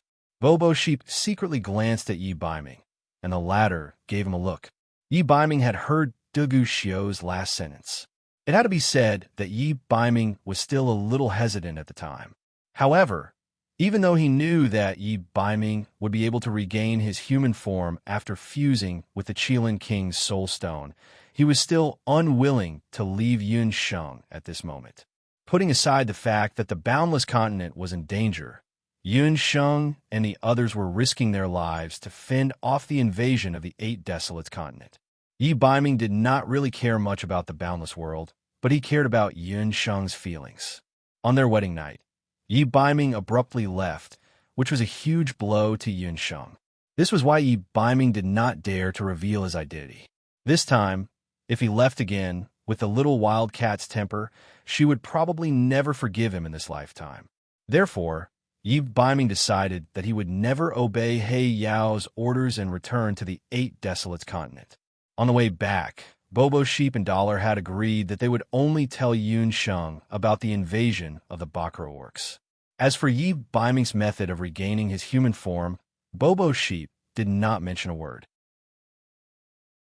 Bobo Sheep, who had taken advantage of others, had once again betrayed his master without any integrity. It was not that Yun Sheng did not expect the Bakra orcs to invade again, but she did not expect it to come so soon. Now, there was no clue about the redrawing of the magic array, but He Yao and the others had already arrived. The news of the second invasion of the Bakra orcs was too shocking, and Yun Sheng did not notice the unusual relationship between Bobo Sheep and Dollar. Without saying anything, she left the exquisite beast tower and went to look for Jirumo, Sister Lan, and the others to discuss this matter. Just as Yun Sheng was repairing the magic bracelet, Gu Feng finished a day of treatment and dragged his tired body back to his tent. Halfway there, he unknowingly went to Dong Wang Linger's tent. In the tent, under the dim light, a familiar figure could be seen. Gu Feng recognized at a glance that it was Linger's figure. Yun Sheng and Sister Lan were not there. "Linger, I want to talk to you." Gu Feng mustered up his courage and asked softly outside the tent. Hearing Gu Feng's voice, Dong Wang Linger couldn't help but become nervous. She hesitated for a moment, but still walked out of the tent. The two of them walked towards the empty wilderness. "Gu Feng, I believe that Yun Sheng has already told you about the matter between you and me." Dong Wang Linger had been looking for an opportunity to tell Gu Feng about her decision. Dong Wang Linger was a person who made a clear distinction between love and hate. Once she decided on something, she would not turn back. Even if she still liked Gu Feng, she would feel very sad when she thought that Gu Feng might have children with her after they separated. However, after knowing that there was no possibility for the two of them to develop, she still chose to let go. She would not tell Gu Feng her true thoughts. She hoped that Gu Feng would be able to live happily. After Gu Feng left her, he would definitely find a woman who was more suitable for him. "Linger, I understand. I won't continue to pester you. I only want to ask you, have I ever been in your heart?" Gu Feng wanted to use a smile to hide his sadness. However, the corners of his mouth were extremely heavy. That smile was even uglier than crying. "Yes, Gu Feng, I have you in my heart. However, there are many other things in my heart. My mother, brother, and the citizens of the Dongwang dynasty, they need me more than you." Dong Wang Linger held back her tears. So it turned out that she had him in her heart. However, she had someone more important to protect. Gu Feng had already made his decision. He said gloomily, "Linger, I hope that you can become the most outstanding empress in the history of the Dongwang dynasty." Gu Feng walked away step by step. When he turned around, he saw Dongwang Linger raising her head and looking at the sky. She could hear Gu Feng's footsteps getting further and further away. In order to prevent her tears from falling, Dongwang Linger, who was pretending to look at the stars in the sky, lowered her head. "Gu Feng, you idiot. Don't you know that there are no stars in the sky of the Dutian Blood Realm? After you left, I became the Empress. However, there are no stars in my sky." Dongwang Linger sobbed for a while.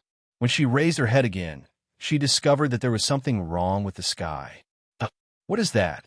Dongwang Linger rubbed her red and swollen eyes. In the sky that was less than 1 li away from the Dutian relay station, A huge whirlpool was forming in the originally cloudy sky. Dongwang Linger recalled that the previous time, when the fifth priest of the beast god Altar appeared in outer space with the beast soldiers, a similar whirlpool also appeared. However, the whirlpool this time around was much bigger than the whirlpool that appeared when the fifth priest appeared. Not good. The Bakra orcs are here again. Dongwang Linger anxiously ran back to the campsite without caring about her sadness. When Dongwang Linger returned to the campsite, Yunsheng had also arrived at the main tent. The two of them found their sister Lan almost at the same time. Senior sister. Not good. A whirlpool has appeared in the sky. Sister Lan, the Bakra orcs are about to invade. We have to quickly prepare. Sister Lan saw Yunsheng and Ling Er. The two of you have finally returned. Good news. We have already found a way to rebuild the magic formation. Only now did the three of them hear each other's words clearly. Chapter 1071. Yin Shanglinger, what did you say? The Bakra orcs have already invaded? Sister Lan had also just received the news. Xiaoxi Ming had already found a new magic array to replace the Dutian blood seal. However, it would take some time to draw the magic array. During this time, they needed someone to help guard the periphery of the Dutian blood seal to prevent any magical beasts or enemies from entering. Sister Lan immediately went to look for Yunsheng and Ling Er to tell them the good news. However, she couldn't find them even after searching the entire campsite. She didn't expect that after they appeared, they would bring the news of the Bakra orcs' invasion.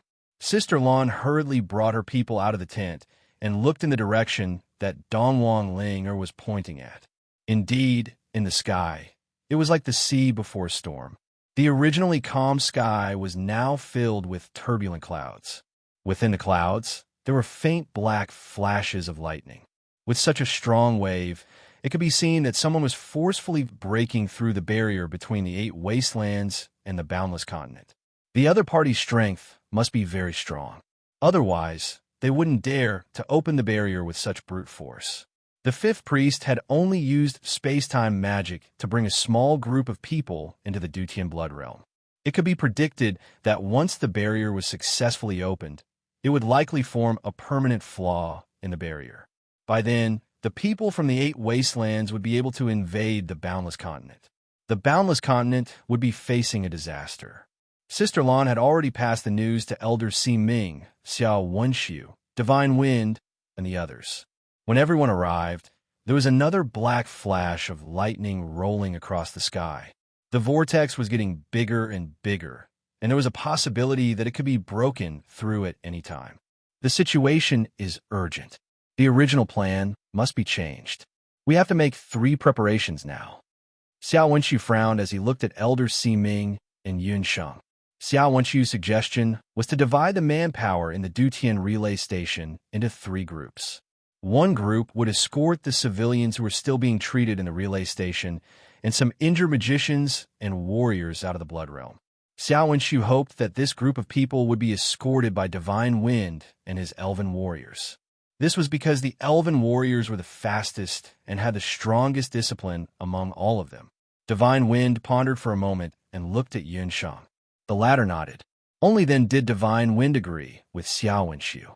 The other group was in charge of ambushing the Bakra orcs that could invade at any time. Sister Lan, abandon, and I can fight. I have beast soldiers, and I can summon demonic beasts to fight. More importantly, I have fought with the Bakra orcs before. I have more experience, Yunsheng said firmly. Xiao Wenxiu wanted to say something, but his eyes suddenly fell on Yunsheng's arm.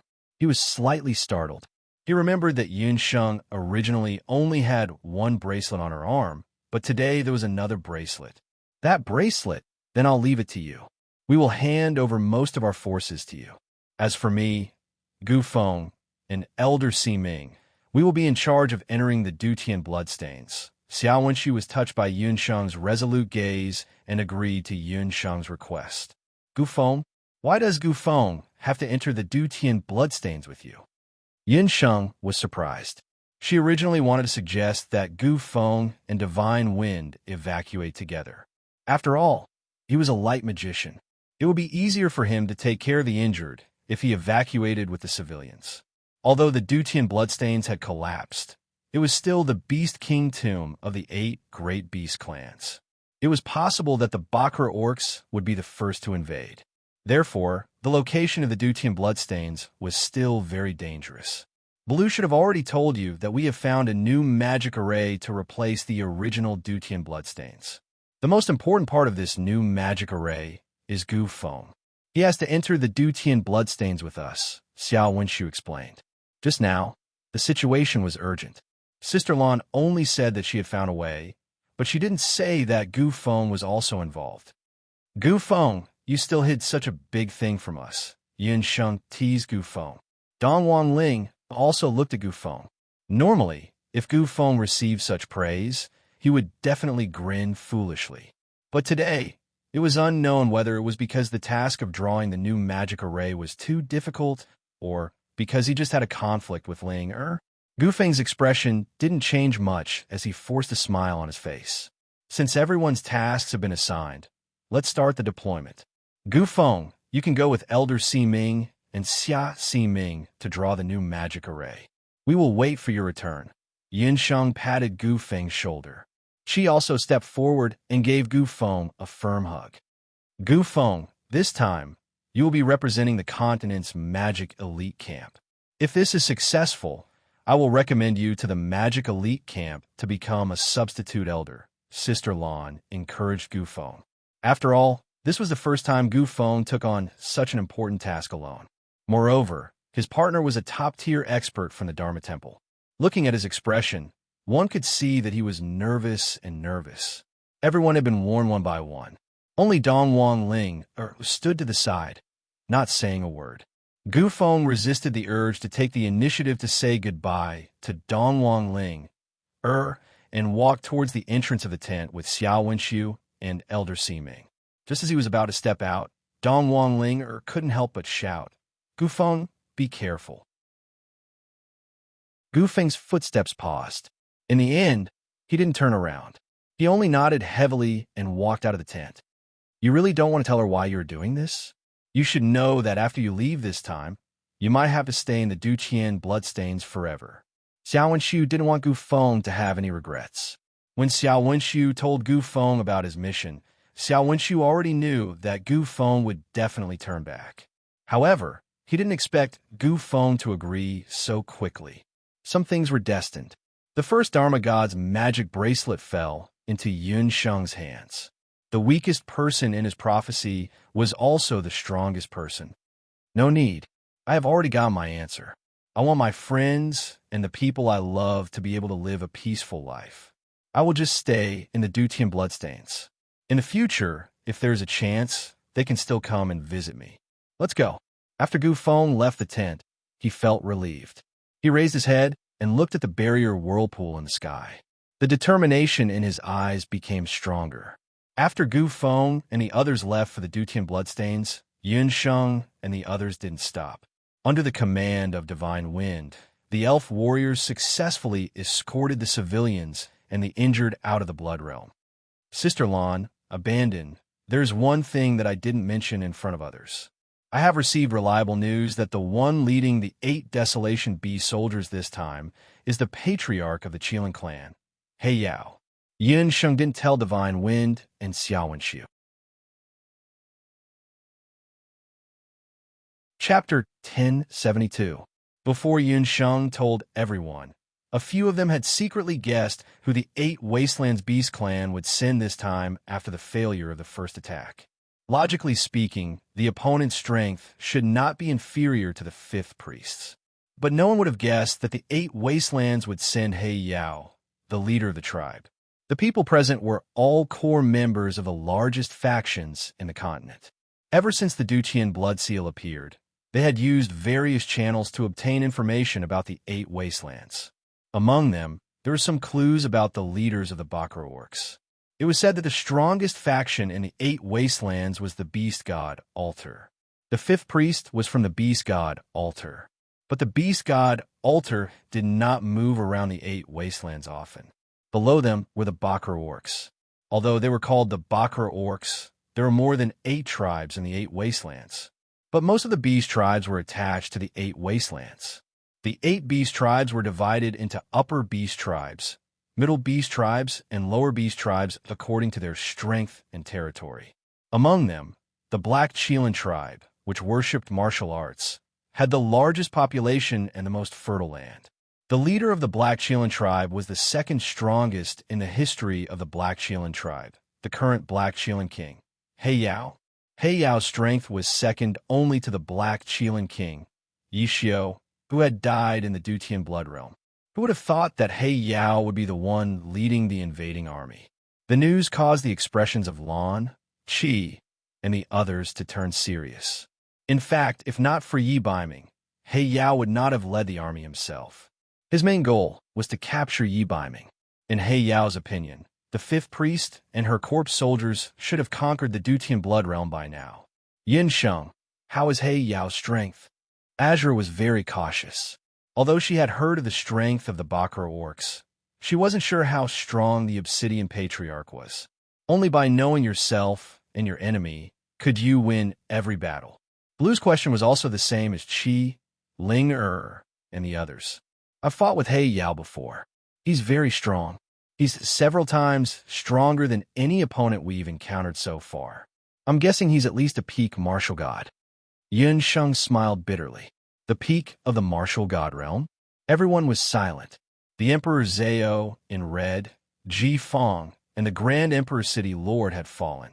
In the Boundless Continent, there were only a handful of god-level existences left. Besides, He Yao was a peak martial god. With his cultivation, even the 2 elders of the elite camp might not be a match for him. Not to mention, He Yao might have come with the other priests of the beast god altar. Just the 5th priest alone was enough to make people anxious. Everyone, there's no need to worry. Although He Yao's strength is very strong, we're not too weak either. I've already obtained the Divine Law Bracelet. In terms of magic, I should be able to compete with He Yao. In order to raise the morale, Yun Sheng confessed the secret of the Divine Law Bracelet in her hands. The people in front of her were all companions who had been through life and death with her. They were confidants who she could trust with her back to the other party. Yun Sheng was not afraid that they would betray her. Divine Law Bracelet? When they heard this name, they felt their spirits rise. Their gazes focused on Yun Sheng's arm. Indeed, there was a crystal-clear bracelet on her arm that contained rich magic elements.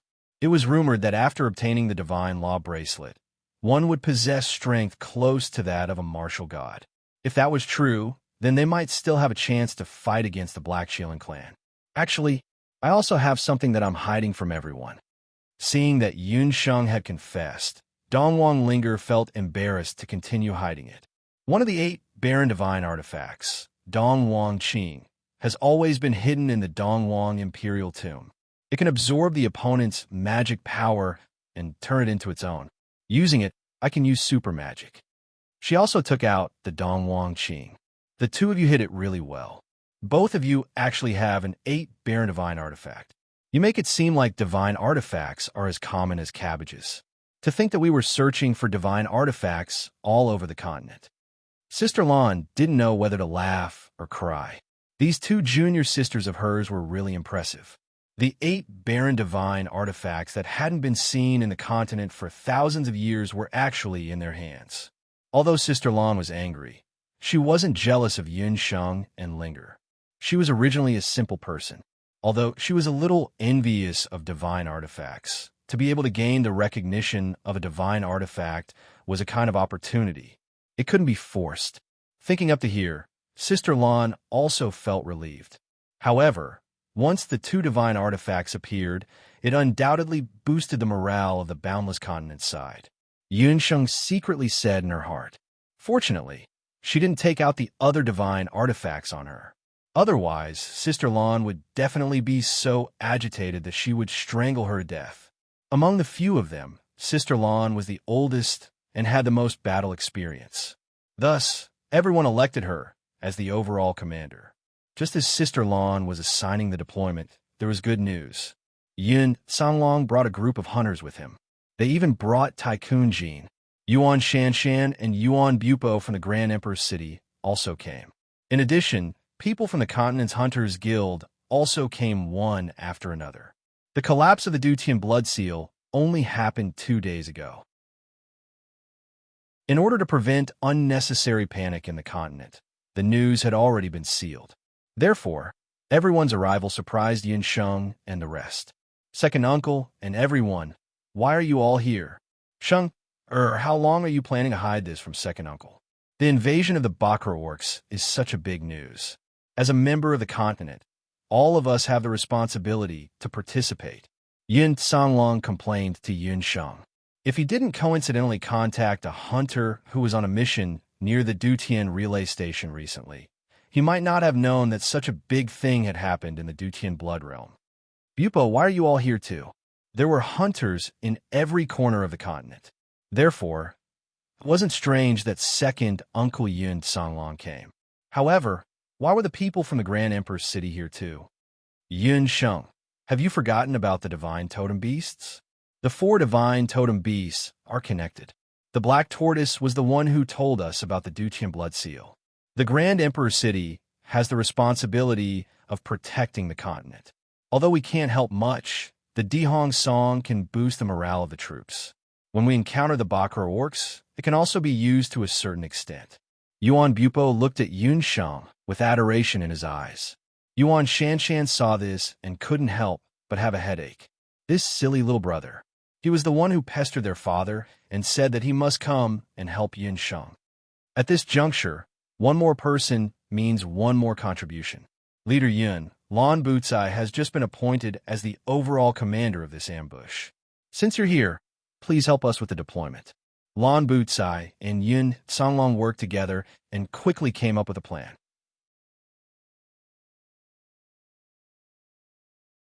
Chapter 1073. Around midnight, somewhere in the Dutian blood realm, a terrifying beast like roar came from the barrier whirlpool in the sky. Boom!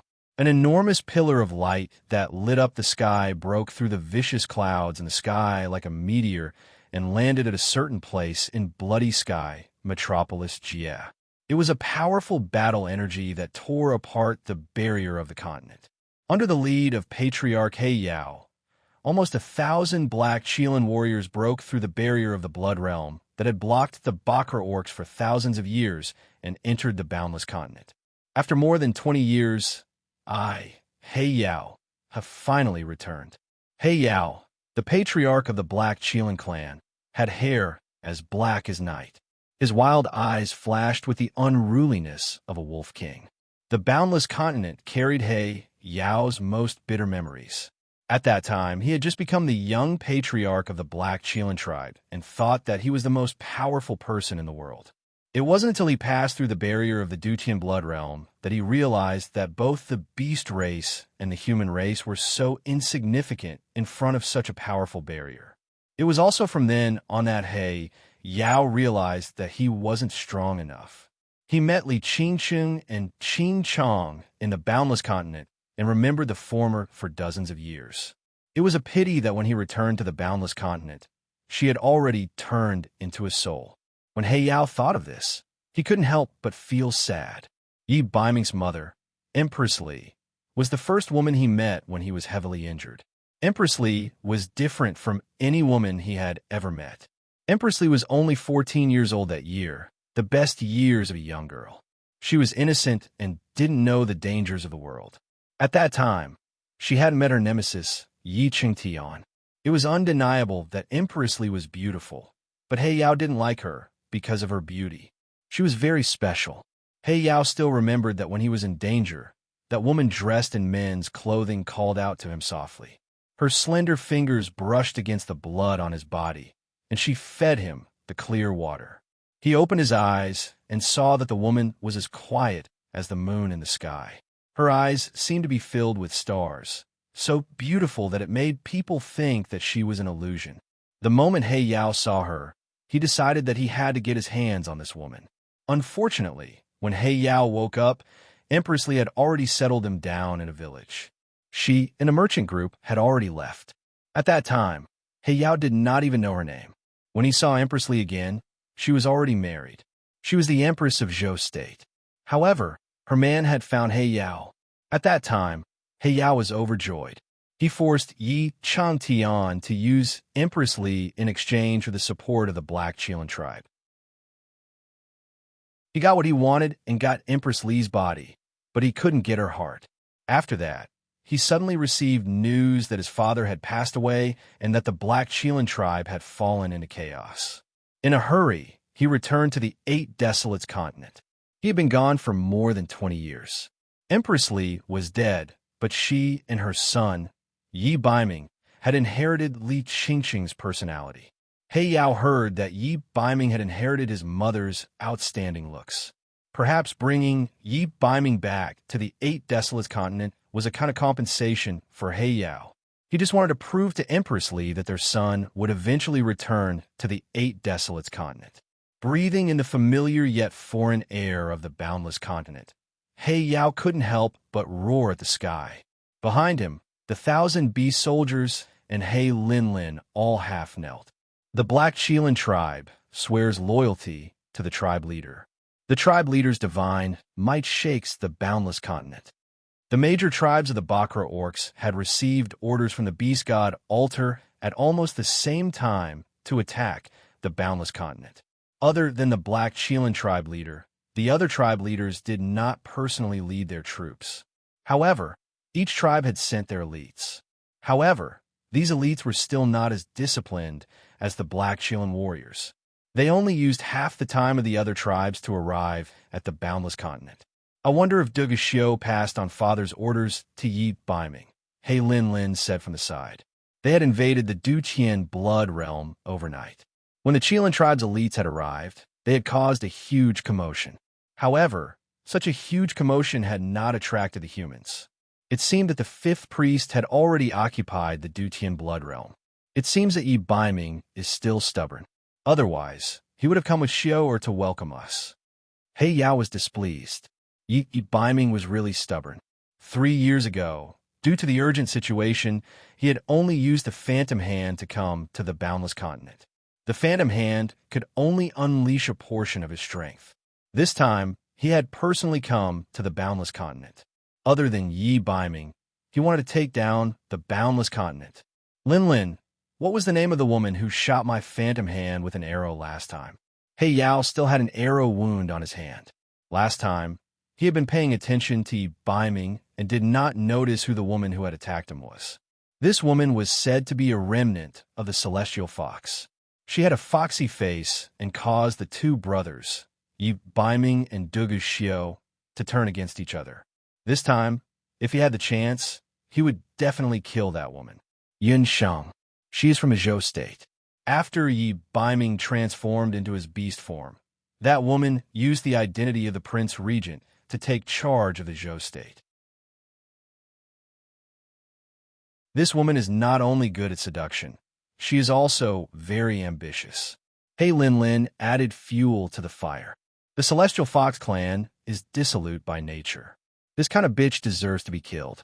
He Yao frowned, and his killing intent towards Yun Sheng intensified. Father, we have already arrived at the boundless continent. What should we do next? He Linlin looked at the vast blood boundary plains. After the blood seal collapsed, the evil aura here became much stronger. The roars of the blood cloud beasts could be heard everywhere. In the distant Duqian relay station, a dim light flickered. Everything looked very peaceful. It was too peaceful. It was so peaceful that it felt like a storm was coming.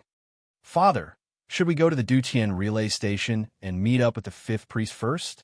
He Linlin asked. No, just send a small group of people to the Duqian relay station. We will go to the Qilin King's tomb first. The Qilin King's tomb is the sacred ground of the Black Qilin clan. Before a big battle in the past, the Qilin clan must have paid respects to their ancestors. He Yao's dark eyes were deep. The collapse of the Duqian blood seal meant that the Black Qilin King's tomb must have been severely damaged. That woman, the fifth priest, had always thought highly of herself. Moreover, the beast god altar that she was in had always been above the 8 major beast tribes. He Yao had long been dissatisfied with her. However, the beast god altar's high priest was so powerful that even He Yao had to be wary of her. He Yao would never agree to listen to that woman, the fifth priest. Thus, He Linlin picked out 100 black Qilin warriors and went to the Dutian relay station first. The father and daughter pair then led the rest of the people to the Dutian blood seal. Thank you for your monthly votes, recommendation votes, and tips.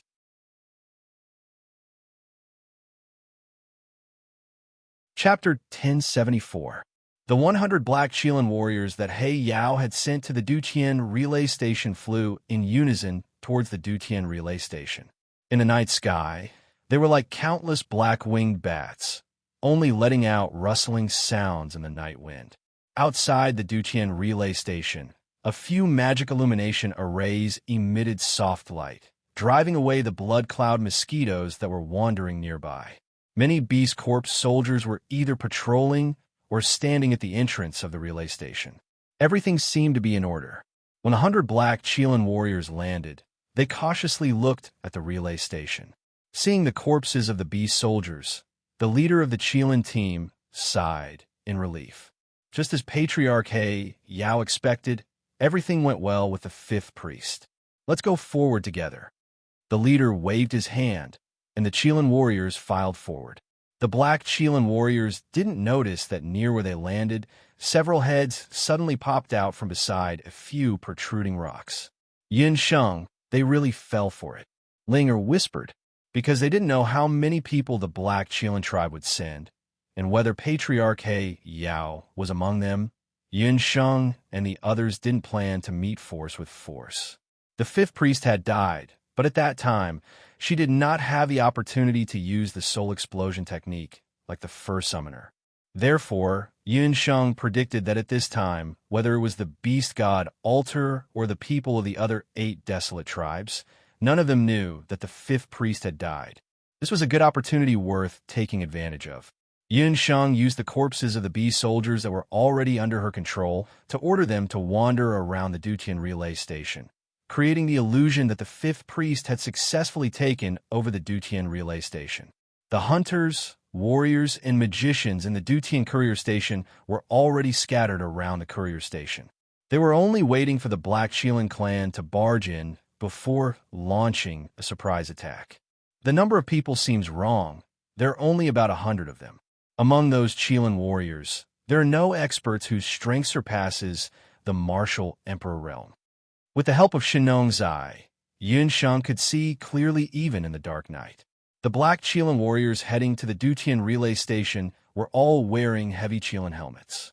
Their eyes were bright, and most of them were at the martial sage level. As expected of the Black Qilin clan, their elite warriors were all martial sages. Everyone could not help but think to themselves that it was fortunate that they were the ones who discovered this group of people. It should be known that on the Boundless Continent, even if a few great countries were gathered, they might not have as many martial saints as the Black Qilin tribe. One could imagine how big the gap between the Boundless Continent and the 8 Desolate Continent was in these 10,000 years. The more this was the case, the more determined everyone was to eliminate these black Qilin warriors and revive the Dutian blood realm. Yin Sheng's gaze passed through the 100 over people and quickly discovered something. He Yao was not among them. Although he had never seen He Yao before, He Yao's strength was clear at a glance. The leader was 2 meters tall and had a heavy sword at his waist. However, in terms of strength, he was at most a martial Grand Emperor. He was far from the legendary peak martial god Patriarch He Yao. There are only 2 possibilities. Either He Yao has not arrived and sent this group of people to scout ahead. The other possibility is that He Yao has split into 2 groups and gone to other places. Sister Lan voiced her concern. Everyone's heart sank. If it was only the first possibility, it would be fine. However, if it was the second possibility, then it was not good. He Yao was a cunning old fox. If he had split into 2 groups, where else could he go? It could only be the Dutian blood realm or other places in the Boundless Continent. We have to end this quickly. If He Yao really goes to the Dutian blood realm, I'm afraid Gufeng and the rest will be in danger. Yinsheng wiped off cold sweat. Ji Rumo and Chang Si Ming were very strong. However, if they were to go against He Yao, it would not be so optimistic. Just as Yun Sheng and the rest were talking, the Kirin warriors walked towards the Dutian relay station. Isn't Goofing in danger? No, Yin Sheng, we have to save them. Dong Wang Ling was shocked. How about this? Yin Sheng, you Ling and abandon go to the Dutian blood realm first. Leader Yun and I will be responsible for eliminating the Kirin warriors in this area. Long was also very worried. Goofing and the other two were responsible for drawing the new Dutian blood realm. Their safety was more important than anyone else's. Yun Sheng had a large number of demonic beasts under her command. She also had a magic bracelet, dollar, and tyrant gold. Dong Wang Ling also had Dong Wang Qing, abandon, and Little Green. If they went together, even if they couldn't kill He Yao, they could delay him for a while. When the new Dutian blood realm was completed, they could defeat He Yao and the rest. Yin Sheng thought for a while and felt that this was the only feasible plan. The few of them quietly went towards the Dutian blood realm. On the other side, hundreds of Kirin warriors had already arrived at the relay station. Brothers, we are the subordinates of He Yao. We are here to help the fifth priest. The team leader stepped forward. After a while, the Bull Bee soldiers did not answer. I almost forgot that these are the fifth priest bee soldiers. They are all zombies. How can they answer? The team leader patted his head and mocked himself. Hence, he walked towards the relay station with the 99 Kirin warriors. The relay station's door was tightly shut. The team leader pushed the door open. In the brightly lit relay station, the moment the team leader pushed the door open, there was a sudden roar. It turned out that Blue and the others had already set up a large number of magic arrays in the rooms of the Dutian relay station. These magic arrays were all set up with restrictions. They were like ticking time bombs. As soon as someone broke in, they would explode instantly. The warriors of the Black Qilin clan were ferocious, but they were all warriors and knew little about magic arrays. Plus, they saw the corpses of the bee soldiers and naturally thought that the Dutian relay station was under the control of the fifth priest. That was why they fell for it so easily. Many violent magic arrays, such as thunderstorm, fire, and earth spikes, were instantly detonated. The Dutian relay station was suddenly set ablaze. Many of the Black Kirin warriors who were caught off guard were hit by the thunderstorm and split into two. Some of them were covered in fire and turned into flaming men. As they rolled, they were pierced by the sharp earth spikes. Oh no, we've been ambushed. The team leader was furious. Behind him, the bee soldiers' corpses under the fifth priest's control waved their heavy axes and chopped at the Kirin warriors who were not attacked by the magic arrays. The bull bee soldiers' corpses were very powerful. Their heavy axes chopped a few Kirin warriors in half, as if they were firewood. The team leader shouted angrily. His black Kirin battle aura was dense like dark clouds covering the sun. He rushed forward and grabbed a bull bee soldier's corpse with one hand. With a roar, he channeled his fighting aura into his arms. His arms were like iron bars. Asterisk poo-poo asterisk with two sounds of blunt weapons entering flesh. The arms of the Black Qilin squad leader directly pierced through the chests of the two bull corpses. The black-colored blood of the corpses instantly spilled onto the ground. Chapter 1075. This Black Qilin squad leader was the only martial emperor among all the Black Qilin warriors.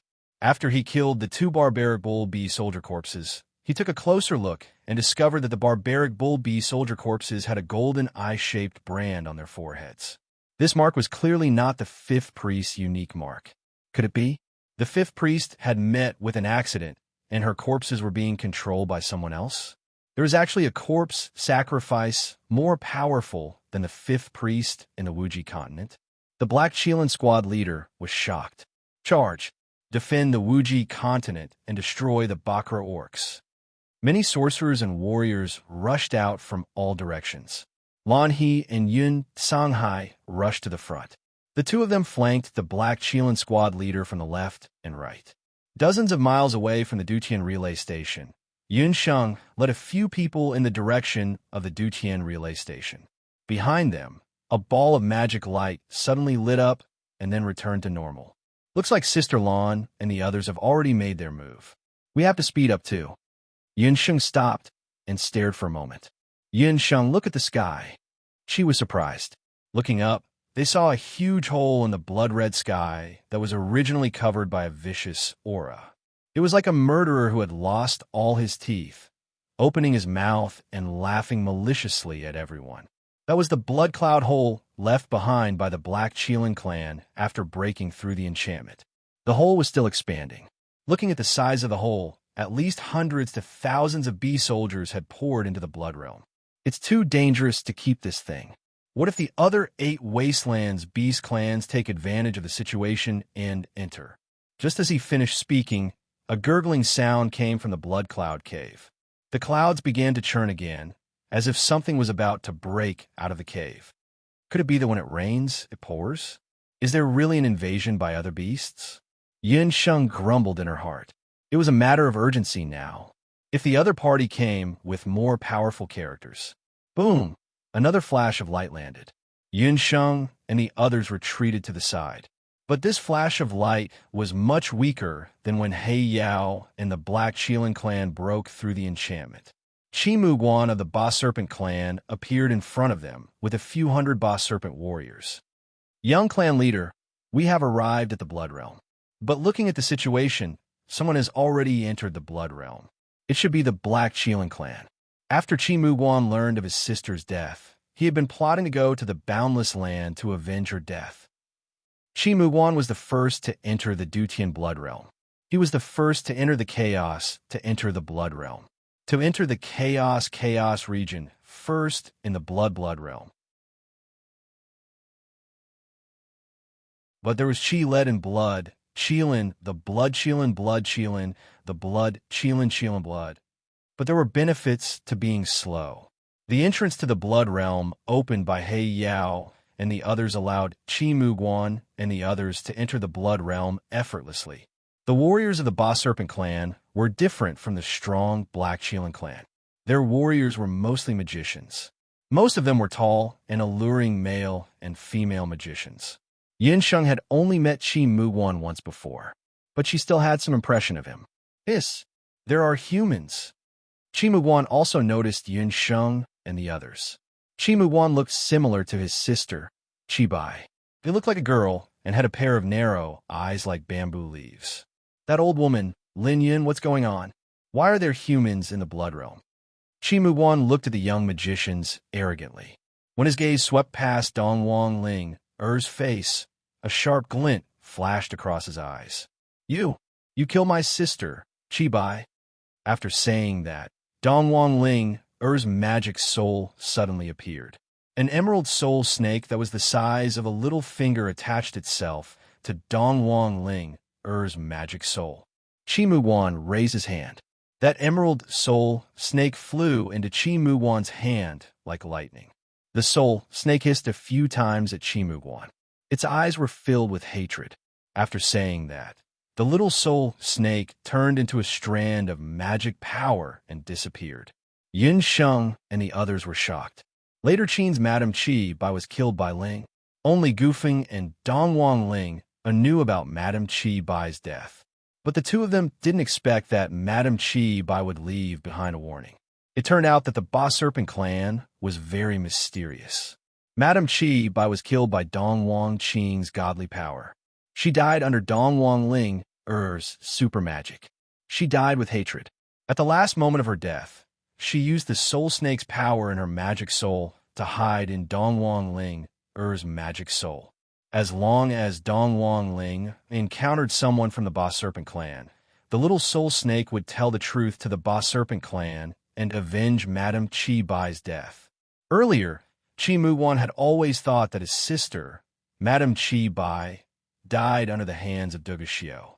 He didn't expect that his sister, Madame Qi Bai, died under the hands of a female mage. I was the one who killed her. Madame Qi Bai used her soul snake to kill my elder brother, turning him into an idiot. She and I have an irreconcilable enmity. It is only right for me to kill her. Dongwang Ling had a stern expression on her face. Even if she had to face the revenge of the Boss Serpent clan, she still didn't have the slightest bit of regret. Yin Sheng, this is my matter. I won't drag everyone down with me. You all go to the Bloodstains first and save Gufeng and the others. Dong Wangling wasn't willing to drag everyone down with her because of her hatred. Yin Sheng's brows were tightly knitted. Yin Sheng, our opponent have a lot of people. It's better for us to use our Di Hong song to fight in a group. Bring your demonic beasts and abandon and enter the Bloodstains first. Leave this place to us and Miss Ling Er. Yuan Bupo could tell that Yun Sheng was in a difficult position. Time was of the essence. If they delayed for 15 minutes, Gufeng and the others who were in the Bloodstains of the Dutian would be in greater danger. However, even if Dong Wangling had Dong Wangqing's help, it would still be very difficult for her to fight against so many boss serpent warriors. Then, I'll leave it to you all. Yin Sheng could only make such arrangements. She held on to Ling Er's hand and rushed towards the location of the Duqian bloodstains together with abandon. I heard from the Soul Snake that you still have the 8 Baron Divine artifact, Dong Wangqing. Fine, today I will take revenge for Qi Bai and destroy the 8 Baron Divine artifact while I'm at it. Qi Muguan laughed loudly. Their opponent's group actually dared to split up. Right now, there were only 3 of them. On the other hand, the Boss Serpent clan had close to 500 people. Although their individual strength might not be able to defeat their opponent, it was more than enough for them to kill their opponent. Boss Serpent warriors, shapeshift. Qi Muguan gave out an order. The 500 Boss Serpent warriors simultaneously let out a hissing sound that could make one's scalp go numb. The Boss Serpent warriors who were originally in human form suddenly transformed into half-human, half-snake mages. A magic soul stone was embedded into their foreheads. Chapter 1076. The Boss Serpent tribe was different from the Black Cheelan tribe.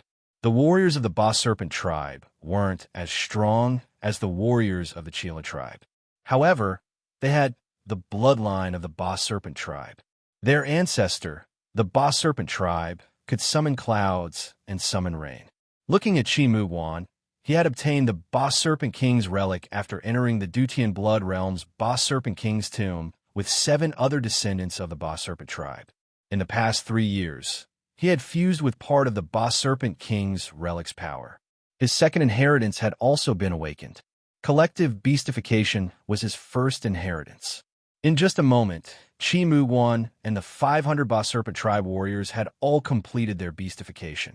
Their speed was so fast that they were even faster than the beastified warriors of the Boundless Continent.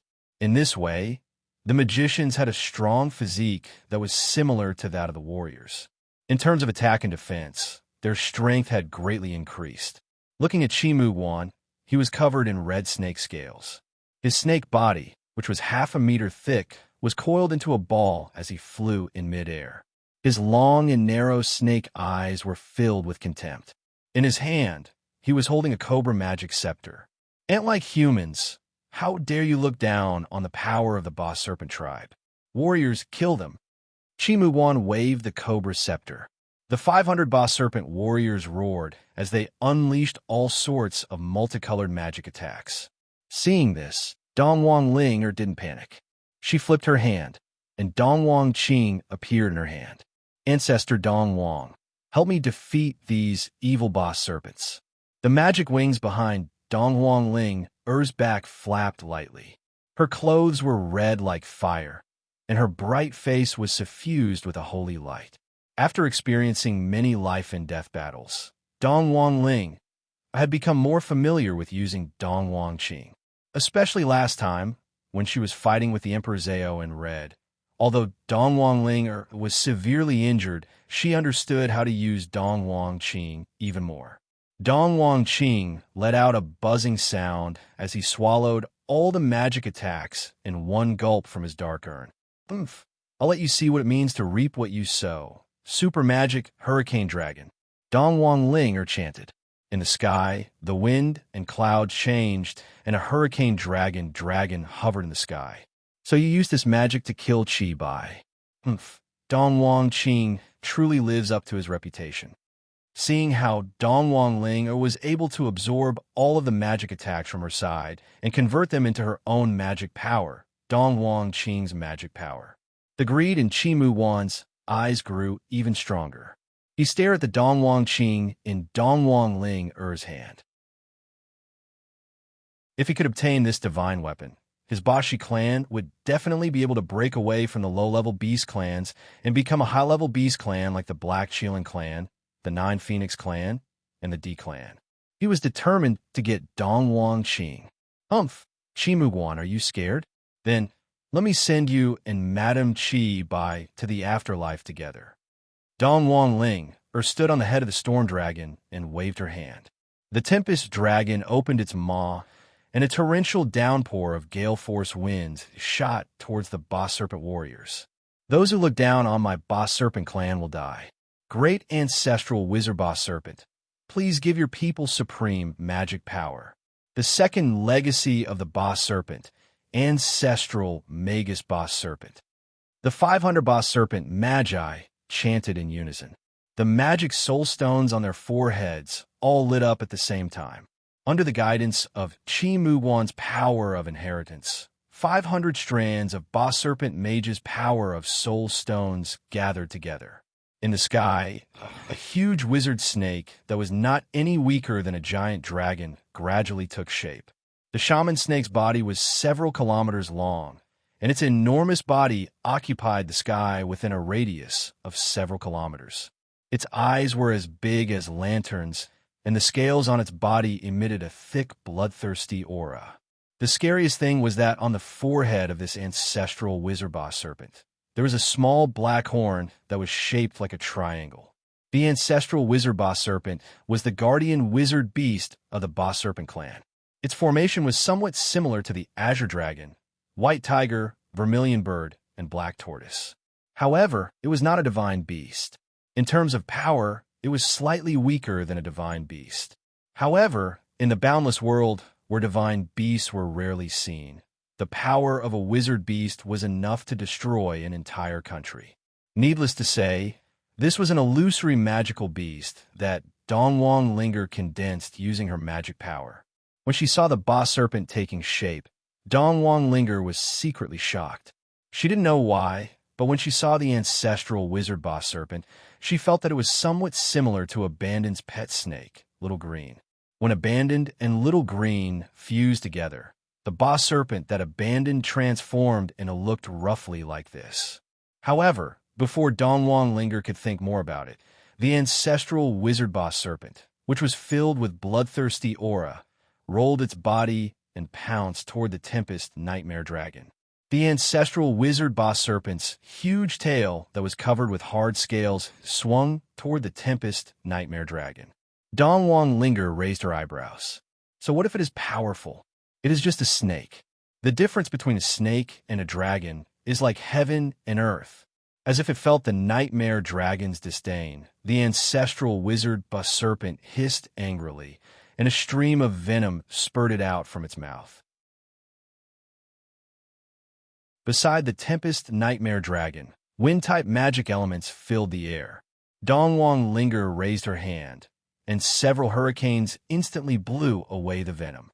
However, right at this moment, the Boss Serpent's body swayed and suddenly disappeared within the sea of clouds. Shit, this ancestral wizard Boss Serpent has the ability to conceal itself. It is not easy to deal with. Beads of sweat appeared on Dong Linger's forehead as she carefully observed the Boss Serpent's actions. Suddenly, there was a strange fluctuation of cloud energy behind her. The triangular-shaped Boss Serpent's head suddenly stretched out and opened its mouth. Its venomous fangs fiercely bit down on the Tempest Nightmare Dragon. Dong Linger was alarmed. After the ancestral wizard Boss Serpent bit onto the Tempest Nightmare Dragon's neck, the ancestral wizard Boss Serpent wasn't willing to let go of the Tempest Nightmare Dragon. The venom quickly spread throughout the Tempest Nightmare Dragon's body. The Boss Serpent bit onto the Tempest Nightmare Dragon, and the two of them rolled in the sky. Dong Linger almost fell down from the sky. After another roll, Dong Linger lost her strength and was thrown down from the Tempest Nightmare Dragon's head. Like a falling leaf, her body fell from the sky. Right at this moment, a loud cry of a Luan bird could be heard in the sky, and an ice-blue figure flashed past.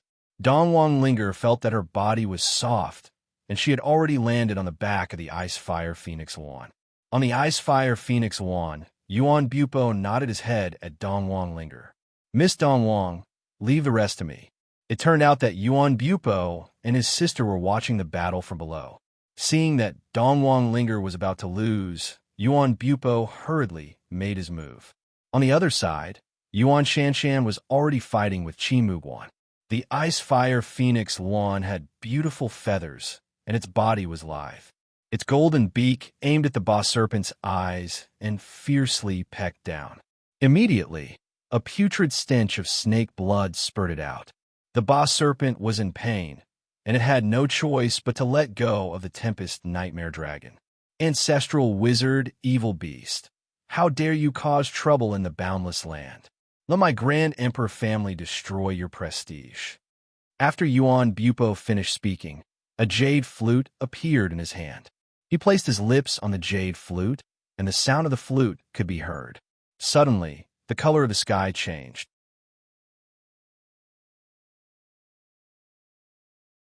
Chapter 1077.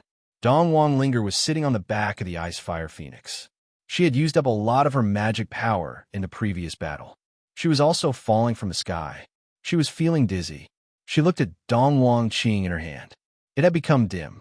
The magic power in Dong Qing was also dispersing. "I'm still too weak.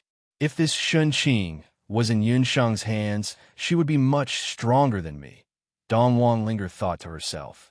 Suddenly, she heard the sound of a flute. It was like drinking a mouthful of rain during a drought. She felt refreshed. Is this the power of the Dihong song? Dong Linger was astonished. Suddenly, her hand trembled. The dim Dong Qing suddenly let out a joyful sound. What was happening? Could it be that the Dihong song of the Grand Emperor City had the effect of recovering the 8 barren divine artifacts' divine power? Dong Linger was astonished. She looked at the sky again. "The ancestral witch ba, I was injured by the Ice-Fire Phoenix." One of the snake's eyes was filled with blood. Its originally ugly appearance looked even more disgusting. The ancestral witch ba, she glared at Yuan Bupo, the Ice-Fire Phoenix, and Yuan Bupo. Yuan Bupo's flute sound was different from before. The flute sound was clear and powerful. It was like thousands of horses galloping and hundreds of birds chirping. After the Xian family was annihilated in the Grand Emperor City, the Yuan family inherited the Grand Emperor City. Yuan Bupo officially became the young city lord. 3 years ago, after he parted ways with Yun Sheng, he worked hard and entered the Grand Emperor's tomb with the power of the Black Tortoise Totem. He cultivated wholeheartedly in the tomb. Finally, half a year ago, he saw the ancient secret of the Grand Emperor's tomb by chance. His Dihong song's power improved by leaps and bounds. It was because of this that the Grand Emperor City Lord, Yuan Buku, agreed to let Yuan Bupo go to the Duqian Blood Realm to support Yun Sheng and the others. The sound of the flute rose and fell, sometimes like a gurgling stream, sometimes like a river flowing into a river, and sometimes like the east flowing into the sea. When the righteous warriors of the human race heard this, their morale was greatly boosted and their blood boiled. However, when the Boss Serpent clansmen heard this, they felt that it was extremely ear-piercing. The sound of the flute seemed to pierce into their minds, and they were on the verge of collapse. Obscene music, what is there to fear? Bah, Serpent Ancestor, break his flute music. Qi Muguan was entangled by Yuan Shanshan. On the King Cobra's scepter in his hand, the King Cobra's eyes suddenly lit up. It opened its mouth and spat out a cloud of poisonous gas. Yuan Shanshan hurriedly dodged, but Qi Muguan seized the opportunity. Qi Muguan seized the opportunity to leap onto the Boss Serpent's back. Ancestral, which Boss, she let out a long hiss, and the scales on its body opened up. From its mouth, streams of venom turned into countless small snakes that shot towards the Ice and Fire Phoenix Luan. At this moment, the Dihong song had reached its climax. Yuan Bupo's right hand's middle finger and index finger suddenly pressed against the body of the flute. Dihong Song, Chapter 9. Sound of Arrival, Sound of War. The sound of the flute suddenly stopped, and a 5 to 6 meter tall, divine soldier wearing a silver-white divine helmet appeared in the sky. That divine soldier was awe-inspiring, and his body was surrounded by boundless fighting energy. In his hand, he held a demon slayer long spear that weighed almost 1,000 pounds. The divine soldier received the instructions from the flute music. He stepped on the clouds and held the long spear in his hand. His entire body was like a sharp flash of lightning. With a leap, the long spear in his hand pierced through the thick blood clouds. The sky seemed to have been torn apart. With a sharp metallic sound, the long spear turned into a silver light and directly pierced through the ancestral Witch Ba Shi's throat. In an instant, the blood of the ancestral Witch Ba Shi splattered everywhere. The snake blood splattered like rain, and it fell from the sky to the ground. Bang! When the long spear pierced through the Ba serpent, the long spear suddenly exploded. Countless fragments of the long spear shot towards the 500 Ba serpent mages like countless daggers. The heads of the 500 Ba serpent mages and warriors were hit by the fragments of the long spear. They rolled on the ground, and all of them died. However, the one who suffered the heaviest injury was Qi Muguan, who summoned the ancestral Witch Ba Shi with his second inheritance. The King Cobra magic staff in his hand exploded. Qi Muguan spat out a mouthful of blood.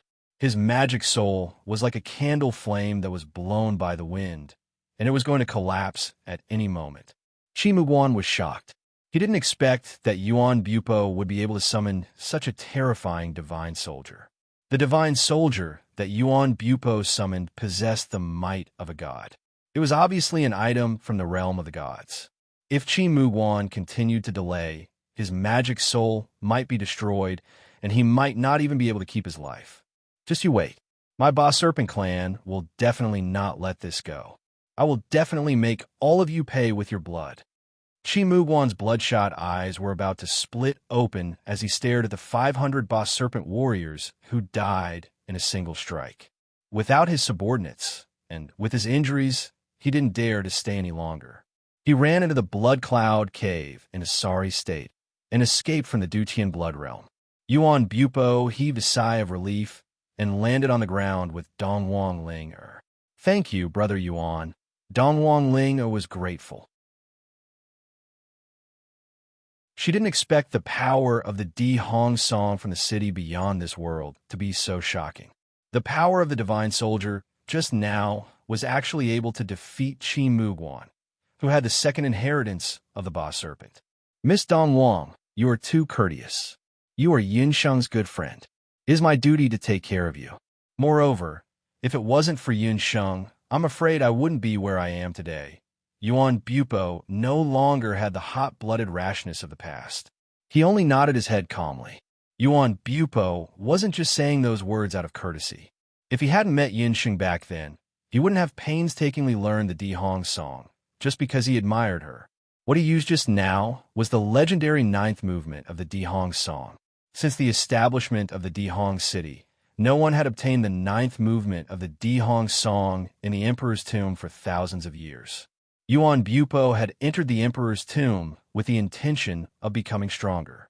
After almost dying, he finally had the chance to get a glimpse of the 9th movement of the Di Hong song.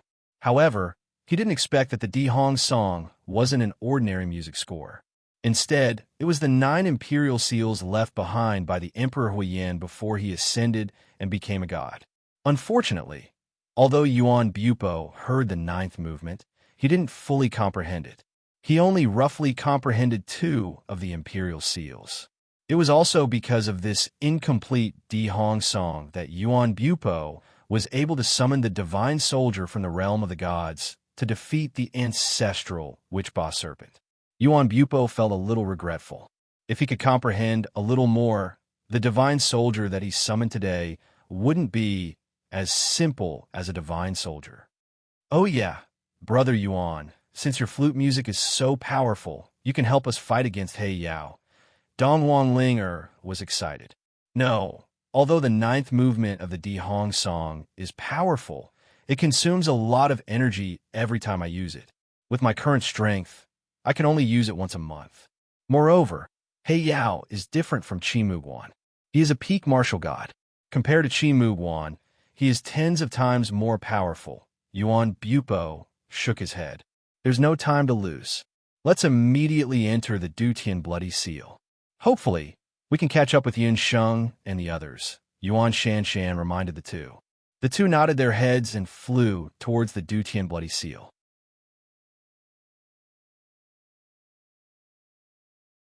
Chapter 1078. Father, there's movement at the entrance of the Blood World. He Yao, He Linlin, and the others were already near the Dutian Blood Seal. He Linlin's eyelids twitched as she looked up at the sky. Although they were already far away from the entrance of the Dutian Blood World, the sky looked very unusual. The Boss Serpent clan is here, but they seem to have attracted something interesting. He Yao did not turn around, but an unreadable expression flashed across his eyes. He did not expect that there would be an existence on the boundless continent that could defeat the ancestral Witch Boss Serpent. It seemed that he had underestimated the strength of the boundless continent's human race. Just as He Yao was deep in thought, he suddenly sensed something. At this time, the sun had already set and the moon had just risen. Although there was no distinction between day and night in the Dutian Blood World, the sky had become even darker. What caught He Yao's attention was that there was almost no hostility near the Dutian Blood Seal. Even if the Dutian Blood Seal had collapsed, the strongest hostility of the Beast King was sealed in the Blood Seal. Even if the Blood Seal had collapsed, the hostility here should be the heaviest. But now, there was almost no hostility to speak of in this area. On the contrary, there was an aura of light magic here. Lin, don't meddle in other people's business. It seems that someone got here before us. He Yao smiled coldly. The mounds of the 8 wilderness beast kings, which were supposed to be in ruins, were cleaned up in just one day. He Lin was reminded by He Yao and also noticed that there was a force in the Dutian Blood Seal that was constantly strengthening. She could vaguely see that there was a vigorous force in the ruins of the Blood Seal, and the ones who formed this force were the 3 people in the core area of the Beast King tombs. Human race? Why is the human race here? He Lin was shocked. Ji Rumo, Gu Feng, and Elder Si Ming also noticed He Yao and the others. Ji Rumo and the others had just finished drawing the magic array and were waiting for Gu Feng to activate the ball of light and reconstruct the new Dutian Blood Seal. Lin, they seem to be planning to rearrange the Dutian blood print. He Yao's gaze was like a sharp blade that cut through the 3 of them. When it landed on Gu Feng's face, Gu Feng couldn't help but shiver. This man had such a strong, murderous aura. Among all the people Gu Feng had come into contact with, the one who gave him the heaviest, murderous aura was later Qin's iron-blooded Emperor Duguxiu. However, compared to this tall and wild man in front of him, Duguxiu paled in comparison. Thinking of this, Gu Feng suddenly felt that this man in front of him was very similar to Duguxiu, except for his hair color and age, which were slightly longer than his. You are the patriarch of the Black Qilin clan, He Yao. Gu Feng lost his voice. Lowly human magician, how dare you call my father by his name? Do you believe that I will cut off your tongue? He Lin glared at Gu Feng. Miss, pay attention to your words. Shouldn't you take care of your own tongue before cutting it out? Ji Rumo said coldly. Who the hell are you? You don't dare to look at people with your true face. Cutting off his tongue is already letting him off easy. You want to redraw the Dutian blood print with just the 3 of you? That's ridiculous, He Lin said disdainfully. In He Lin's eyes, apart from Yi Baiming, no one else on the boundless continent was worthy of her attention. The Heavenly Blood Seal was an ancient divine seal that even the patriarchs of the 8 Desolation Beast clans could not break through. They did not have the 8 Desolation Divine artifact, nor did they have a peerless expert who could rival the 8 great experts. How could the 3 of them possibly draw a new blood seal? Ji Rumo was wearing a mask, and she didn't know what kind of ugly person he was. Lin, shut up, He Yao suddenly shouted and stopped He Lin. Among the three of them, He Yao paid the most attention not to Elder Si Ming, who was the oldest and seemed to have the highest cultivation level. Instead, it was Ji Rumo who seemed to have the coldest temperament. Even with He Yao's eyesight, he couldn't see through the cultivation level of this young man with an unknown appearance and background. If it wasn't for the fact that the other party's strength was on par with his own, then it was that he had an extremely powerful magic artifact that concealed his skills.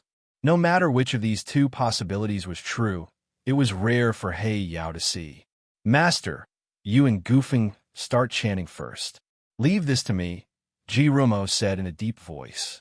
You alone? Father, let me deal with this arrogant magician, He Lin said disdainfully. As soon as she finished speaking, the fighting aura around her body suddenly spread out. Her slim figure rushed out and punched Ji Rumo. A golden light flashed by. When He Lin's fist landed, she felt as if she had hit a wall. Ji Rumo transformed into a golden man with golden light all over his body. Who said he's alone? There's still us. Yun Sheng and Abandon arrived in time. It turned out that the thing that stopped He Lin was Yun Sheng's eternal life magic artifact. Tycoon Gold. Yun Sheng, it's you again. He Lin saw Yun Sheng. It was really like meeting a love rival. Her eyes were exceptionally red, as if they were about to spit out fire. Attack! He Lin shouted. Several Kirin warriors behind He Lin rushed forward with heavy swords in their hands and slashed at Yun Sheng and Abandon. Chi! Chi! Chi! Before the Kirin warriors could reach them, countless spears flew out from behind Yun Sheng. Black clouds floated in the sky. Taking a closer look, it was not black clouds, but hundreds of night goblin warriors with spears in their hands. Under the command of the Night Goblin Queen, they waved their spears in unison. There were many Kirin warriors. Yin Sheng had already summoned the Night Goblin Queen halfway. These lowly demons dare to fight against my Qilin warriors? Kill them all. A sinister smile appeared on He Lin's face. Behind the Kirin warriors, fighting aura turned into wings. Each of them held a heavy sword and leaped into the air. With the fighting aura of the Kirin warriors, they formed a killing formation and tore apart the Night Goblin warriors' defense. The Black Kirin warriors were indeed the bravest warriors in the Bakra orcs. They moved in unison and attacked and defended in an orderly manner. Although there were hundreds of them, they advanced and retreated as if they were one person. The Night Goblin Queen's Night Goblin warriors did not lose to them in terms of numbers, but in terms of individual strength, they were far inferior to the Kirin warriors. Soon, the Night Goblin Queen showed signs of weakness. She was no match for them at all. So powerful. Yin Sheng was shocked. They were indeed the elites of the Black Kirin tribe. Each of them was close to the martial sage realm. There were more than 900 martial sages, and they were well trained.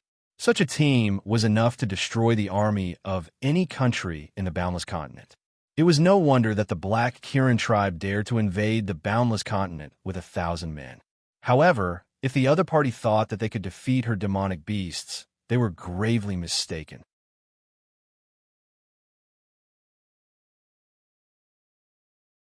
Chapter 1079. The battle had just begun. Water Spirit Queen. Yun Sheng chanted, and the summoning magic array beneath her feet shone. Amidst the blue water magic waves, the slender Water Spirit Queen with her blonde hair fluttering in the wind appeared. Spirit Blessing Heal. The Water Spirit Queen landed among the Night Charm warriors, and her powerful water spirit magic quickly healed the wounds of the Night Charm warriors.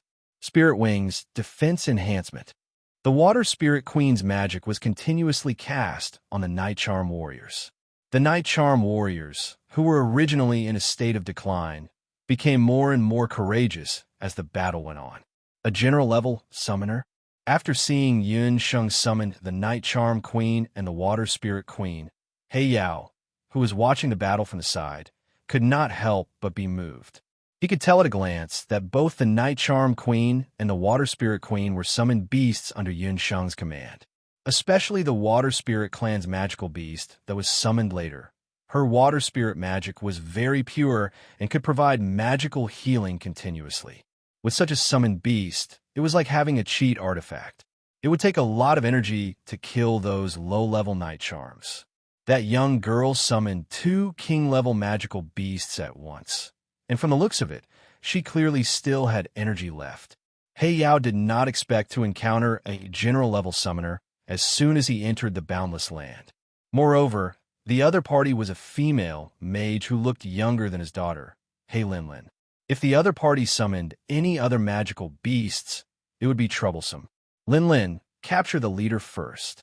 With Yao's status, it was naturally inconvenient for him to directly attack a junior like Yunsheng. Linlin raised her left palm, and the Qilin combat energy had already turned into a flashing big sword. She slashed the big sword at Yunsheng. After not seeing her for a few years, Linlin's strength had increased by leaps and bounds. She had also turned her combat energy into a sword, but compared to 3 years ago when she killed Yunsheng, the black Qilin combat energy on the surface of the big sword was even more dazzling.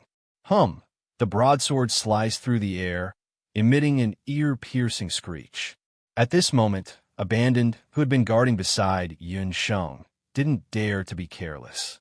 A green light flashed on his forehead, and his body suddenly turned into a green python. The python swung its tail like a whip towards Linlin. The snake tail and the blade made of warrior energy collided with each other.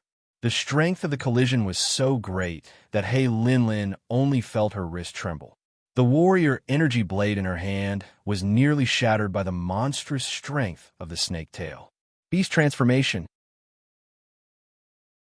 Linlin didn't expect that the seemingly thin male magician beside Yunsheng would also possess such a tyrannical magic beast fusion ability.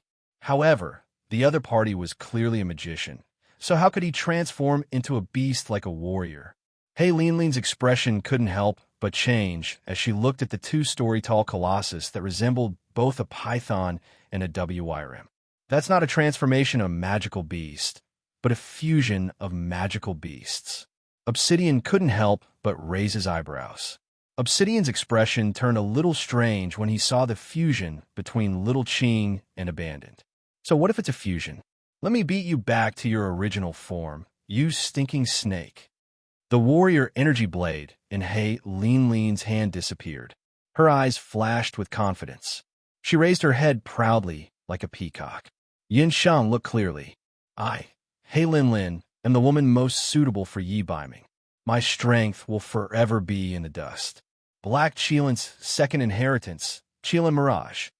Behind Linlin, the shadow that was originally the size of an ordinary person expanded rapidly as if it was filled with air. A black mirage of a Qilin appeared behind her. Linlin had been in seclusion for the past 3 years in the Qilin tribe. Although she hadn't been able to fuse with the black Qilin king Saraira, she had received a portion of her father's internal strength. She had finally succeeded in comprehending the second inheritance of the black Qilin. It was also because of this comprehension that she had broken through to the martial god realm. The martial god realm was the same as the magician realm. With each breakthrough, one's strength would increase by leaps and bounds. The Qilin Mirage didn't require the user to transform into a Qilin. It allowed the host to possess the strength of a Qilin. The size of the Qilin Mirage could change. The Mirage it formed had the same attack and defense as the host. In other words, under the effect of the second inheritance, the person facing Linlin would have to fight 2 Linlins at once. Die, you reckless magician. Linlin's eyes flashed with crazed bloodlust. She and the Qilin Mirage attacked from the left and right. The warrior energy blade heavily struck the side of the green python's body and head. The green python's head was instantly broken and blood flowed out. It let out a shrill hiss. Not good. Give up. Don't force yourself. Yunsheng thought to herself. Just as she was about to step forward to help, she suddenly realized that she couldn't move.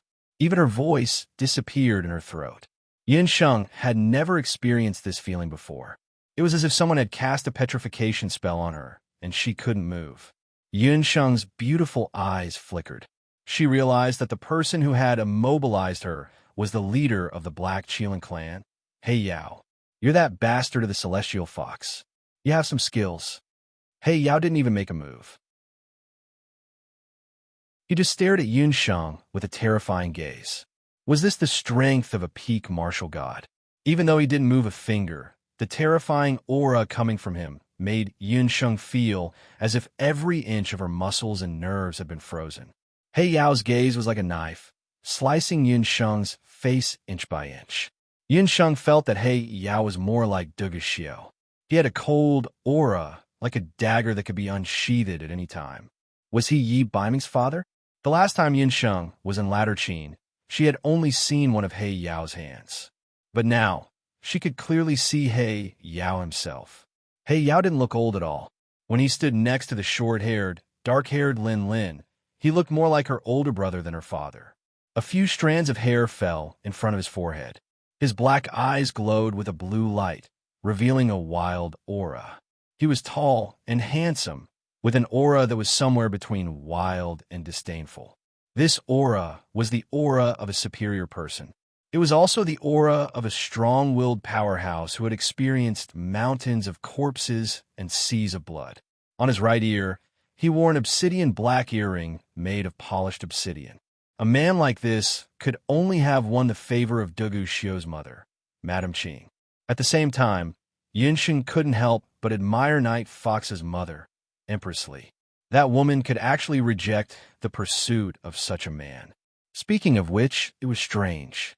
Like mother, like son, Dugu Xiao, like Empress Qing, submitted to He Yao's power. Yi Baiming, like Empress Li, rejected He Yao several times. However, compared to Empress Li, who was a weak woman, Yi Baiming was much more powerful. He was like a cunning king of beasts. When his wings were not fully grown, he would hide his sharp claws. When the time was right, he would reveal his sharp claws and fangs, and when the enemy was caught off guard, he would cut their throats with a blow. Yun Sheng was sizing up He Yao, and He Yao was also sizing up Yun Sheng.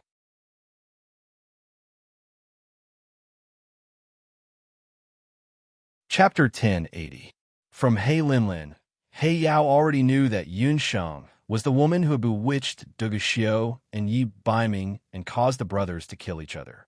Although he was a Bakra Orcs, because of his deep love for Empress Li, He Yao did not reject humans too much. In his opinion, if Yi Baiming was willing to return to the Bakra Orcs, marry He Linlin, and inherit the position of the tribe leader, it would not be a big deal even if he had to marry 8 or 10 human women. Which one of the powerful beast men didn't have hundreds or even thousands of women? However, why did he fancy a celestial fox bastard who had mixed human and celestial fox blood? Celestial fox, that dirty foxy race. Even He Yao, who was used to seeing all kinds of beauties, had to admit that this woman had a flawless face. In terms of appearance, his daughter He Linlin was probably not as beautiful as Yun Sheng. Her skin and face were like the 1,000-year-old snow at the top of a snow mountain. Her pair of pure and clear eyes seemed to be able to see through one's heart at a glance.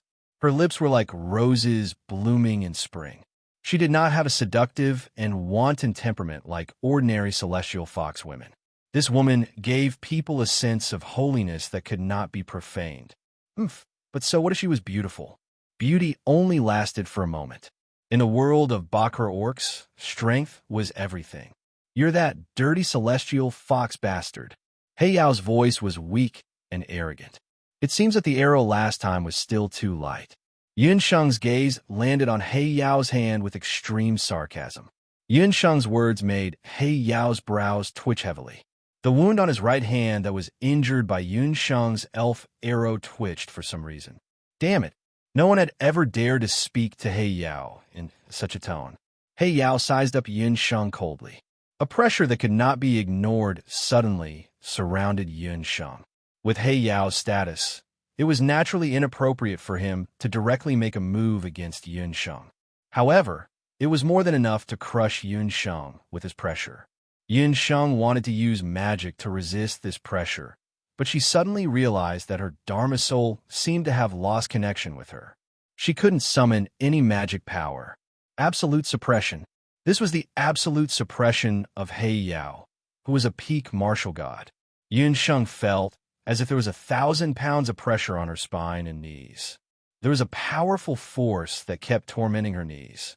It was as if there were thousands of insects biting his knees. His tendons and bones were all in intense pain. Even so, Yun Sheng remained silent. She stubbornly stared at He Yao, forcing herself not to yield to him. He Yao raised his brows. She was a stubborn woman. It seemed that other than her face, this woman's mind was also more tenacious than the average person. He Yao was a peak martial god. Even if he didn't make a move, his pressure as a martial artist was enough to crush Yun Sheng, who was a magician, into meat paste. He Yao's eyes went blank. He vaguely remembered that there was once such a person. He Yao, if you force me again, I will die in front of you. The woman's breathtakingly beautiful face was filled with hatred and despair. Humph, stupid woman. Her stubbornness had caused her own death in her flesh and blood. He Yao had never been rejected by anyone. Empress Li was the first woman to reject him. Now, this celestial fox people woman called Yun Sheng dared to look down on him in public. That celestial fox bastard could actually withstand her father's pressure. He Lin Lin and the group of dark Qilin warriors were shocked. Patriarch He Yao was now a peak martial god. His pressure was enough to crush people into meat paste in an instant. He Yao increased the pressure even more. Crack. Yun Sheng could feel that her body was about to explode from the pressure. At this moment, a fierce fighting aura rushed out of Yun Sheng's beast language ring. I can do it, Yun Sheng suddenly shouted. Her shout shocked Gold Coin, who was in the beast language ring. Yves Biming, the golden Qilin, could no longer hold back when he saw his beloved being tortured. However, Yun Sheng's tone did not allow for any doubt. Death is at hand, yet you still don't know the difference between life and death. He Yao flipped his hand under his sleeve. He Yao increased his pressure. Crack. Yun Sheng could feel a popping sound coming from a certain part of her body. One of her ribs had been broken by He Yao's pressure. So what if he was a martial artist? So what if he was a martial god? It was just that he had started cultivating a few decades earlier than her. Yun Sheng held back her breath. She clenched her fingers one by one. The soul stone and the magic god bracelet on her wrist slowly poured magic energy into her body. Roar! An equally biting cold magic energy collided with her. Two powerful magic energy and fighting aura collided. It was like a sudden storm on the surface of the sea. The wind and waves collided.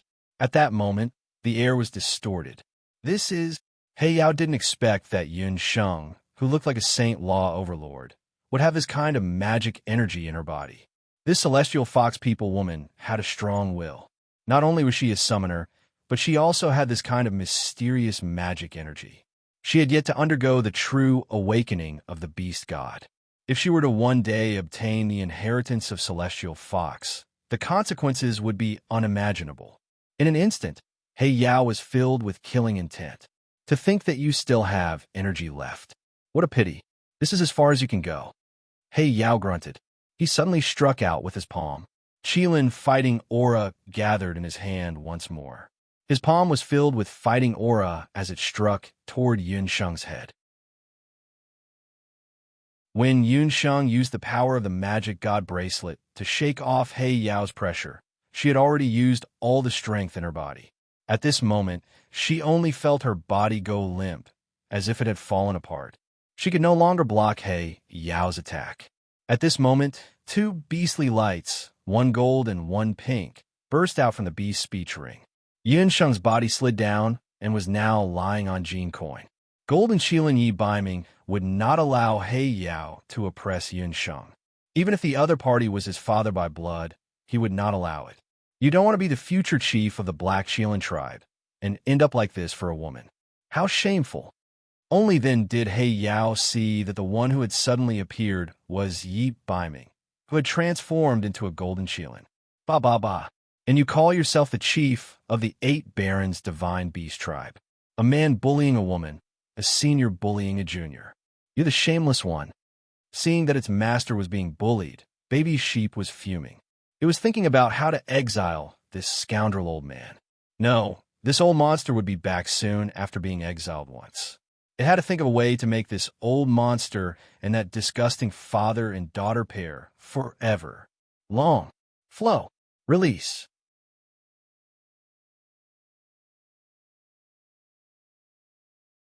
Chapter 1081. Bobo, take good care of Yin Sheng. It's time to settle the matter between us. Golden Qilin Yi Baiming's voice floated over. Yeah, the Qilin kid is serious? Bobo Sheep blinked. However, the Qilin kid shouldn't be a match for that old monster. Although Bobo Sheep disdained He Yao, he had to admit that He Yao was the strongest he had ever seen. Even if he summoned all the demon beasts in his little master's exquisite beast pagoda, it still wouldn't be enough to fight that old monster. However, Bobo Sheep also knew that he couldn't persuade the Qilin kid on his own. Bobo Sheep could see that Yi Baiming's anger was unbearable after He Yao injured Yin Sheng. You want to defeat me? Unfortunately, you're not strong enough. He Yao also saw through Yi Baiming's intentions. Unless you fuse with the power of the Qilin King's relic. Do you want to truly feel the power of the Qilin King's relic? He Yao opened his palm, revealing the Qilin King's relic that was shaped like a black diamond, exuding a mysterious and powerful energy. As if sensing Yi Baiming's existence, the Qilin King's relic, which was originally pitch black, emitted a light. As expected, He Yao's eyes suddenly changed. Only he could awaken the power of the Qilin King's relic.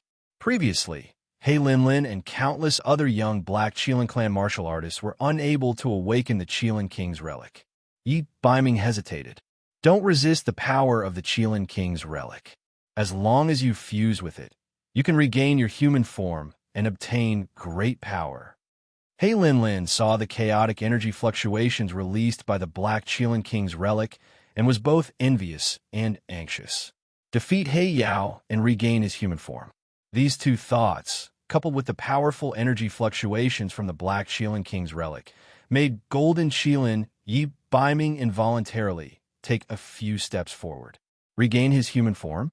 Fuse with the power of the Qilin King's relic? Yin Sheng was in a daze. She only heard these few words before her consciousness suddenly cleared up. Yi Baiming, if you dare to abandon me again, I will cut all ties with you and divorce you. Yin Sheng's words were like a stone shattering the sky. Everyone was stunned. Even Ji Rumo and the others who were reactivating the Dutian blood seal were shocked. Ji Rumo looked at the Golden Qilin. He was Yi Baiming? The regent of Great Zhou, Yi Baiming? How did Yi Baiming become a magical beast? Moreover, from He Yao's tone, he seemed to have a close relationship with Yi Baiming. Could it be that the Prince Regent of Zhou State, Yi Baiming, was also a descendant of the Bahuang tribe? This news was undoubtedly very shocking.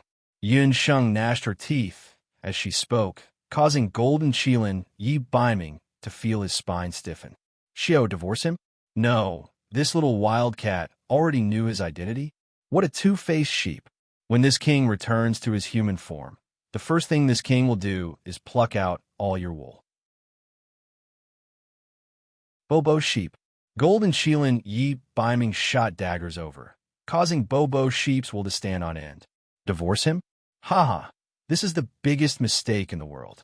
Yin Sheng, do you really think that after marrying Yi Baiming, he is yours alone? What a joke.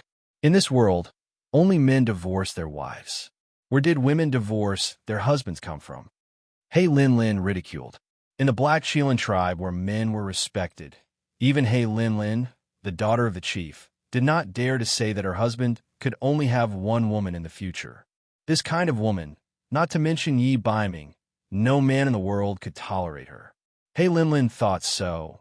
He Yao naturally also thought so, and all the warriors of the Black Qilin tribe also thought so.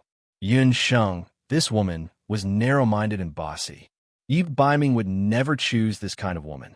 Roar, Golden Qilin Yi Baiming, who had already walked into the Qilin King's relic, suddenly shook his head, completely ignoring He Yao and the Black Qilin relic in his hand, and quickly rushed back to Yin Sheng's side. He tilted his head, and under everyone's gaze, he actually licked Yin Sheng's hand with his tongue in an almost fawning manner. Yi Biming would never do such an action on a normal day.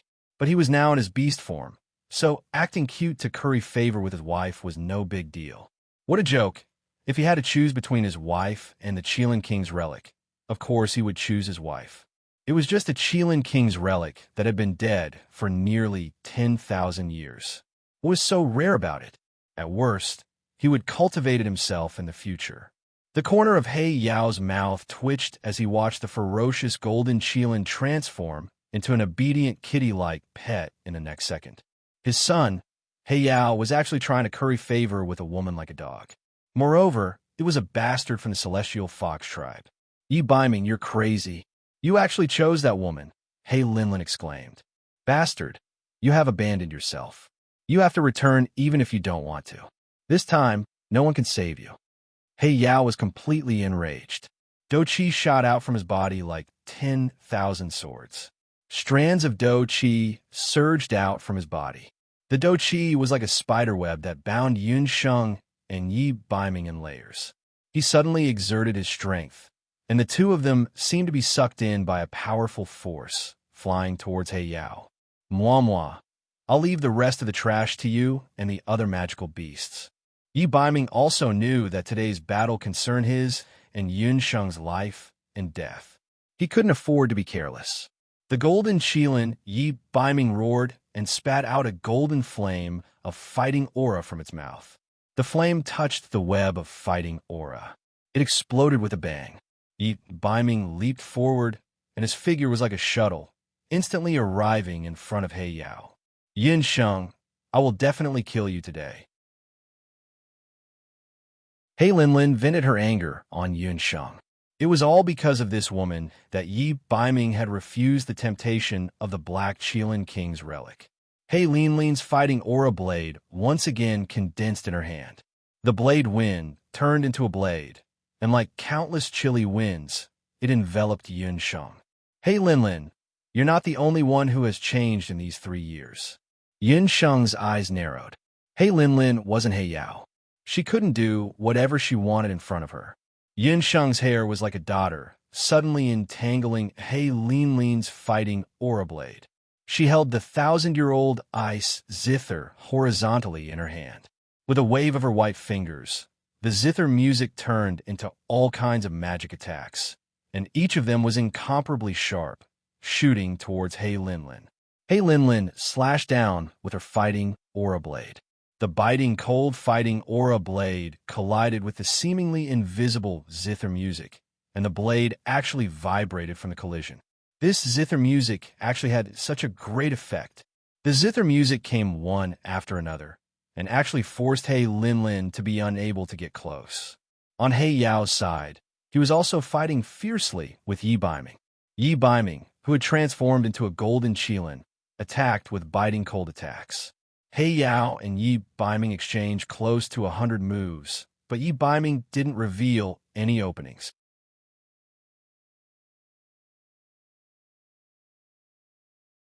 Chapter 1082. The two sides were in a stalemate. On the other side, the Black Qilin warriors and Yun Sheng's beastly soldiers were also fighting fiercely. Master, the new heavenly blood seal is only left with the final step. You only need to assist Gu Feng in completing this step. Due to the appearance of Yun Sheng and the magical beasts, the Black Qilin tribe's beastly soldiers were delayed. Ji Rumo and the rest were able to use the limited time to complete the blood print. The rest only needed Gu Feng to activate the power of the light sphere. Elder Ming had also noticed that even though Ji Rumo was trying his best to control himself, his mind was already in a mess during the final drawing process. His thoughts had already landed on Yun Sheng. Rumo, why are you doing this? You've already used up most of your qi to draw the blood seal. You're not He Yao's match. If you insist on fighting, you'll only end up dying together with him, Elder Ming advised. Ji Rumo's magical talent was unparalleled in the world. However, in order to stabilize the new Dutian blood print, he had used half of his magical power to fuse into the magic array. His strength had been greatly reduced. The current him could not even protect himself. Master, Do you remember that I once said that in this world, there are three people whose fates I cannot see through? Ji Rumo suddenly asked. Elder Si Ming naturally remembered that Ji Rumo had the eye of the sky. He once said that he could not see through the fates of three people. One was Yun Sheng of Zhou State. The other was the regent of Great Zhou, Yi Baiming. The last person was, those who believe in fate have fates. Those who do not believe in fate do not have fates. Although I am the Elder Si Ming of the Dharma Temple, I have never believed in fate. The three of us do not believe in fate. We are people who fight against the heavens.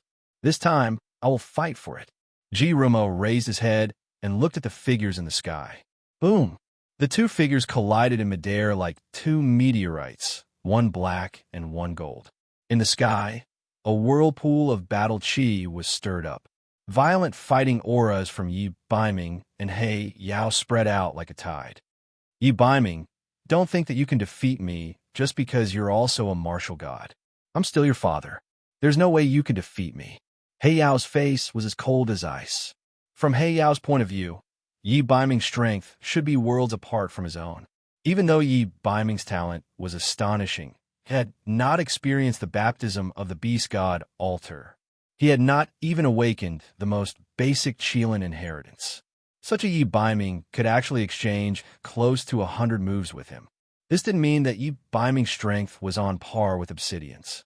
Instead, it was because their mental states were completely different. He Yao's goal this time was to capture Yi Baiming and bring him back to the 8 Desolate Tribe. He wanted to capture him, but did not kill him. However, Yi Baiming was the exact opposite. He hated He Yao for causing him and Empress so much pain for so many years.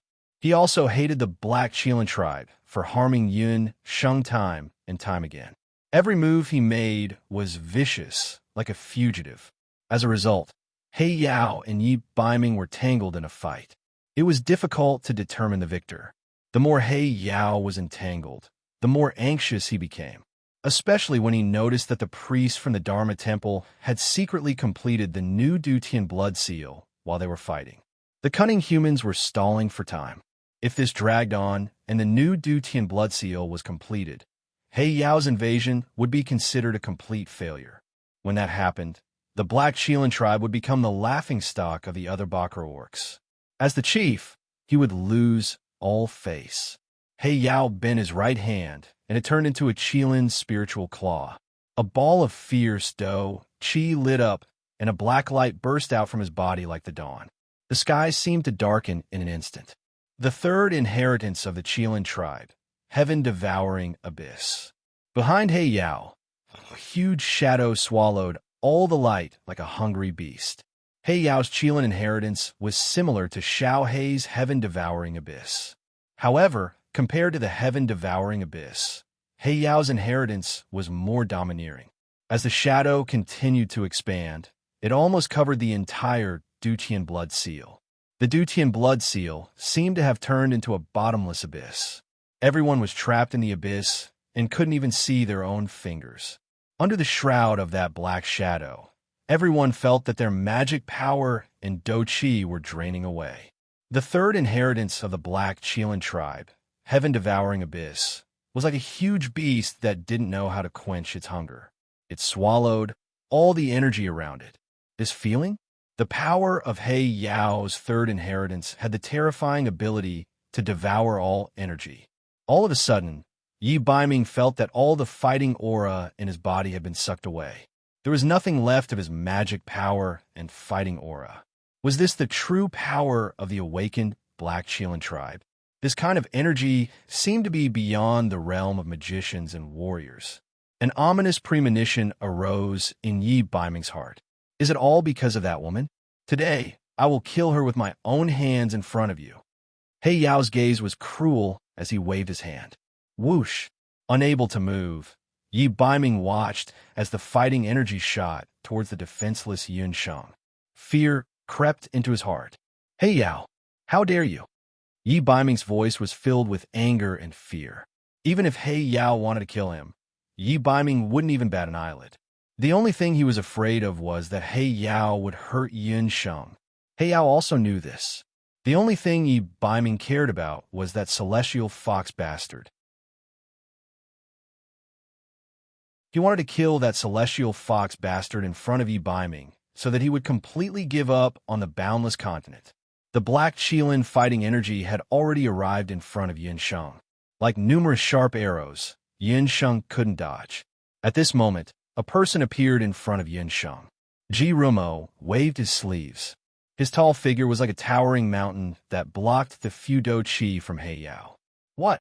He Yao, He Lin Lin, and everyone from the Black Qilin tribe were shocked. He Yao's abyss erosion was He Yao's third inheritance. Under the effects of the inheritance, no one could use mana or fighting energy. No one was an exception except for that person on the beast god altar. But why did this magician from the temple still have energy left? Who are you? How can you ignore my abyss erosion? He Yao's gaze darkened. You're wrong. I'm only using your power. Ji Rumo flicked his wrist, and several streams of fighting energy shot toward He Yao.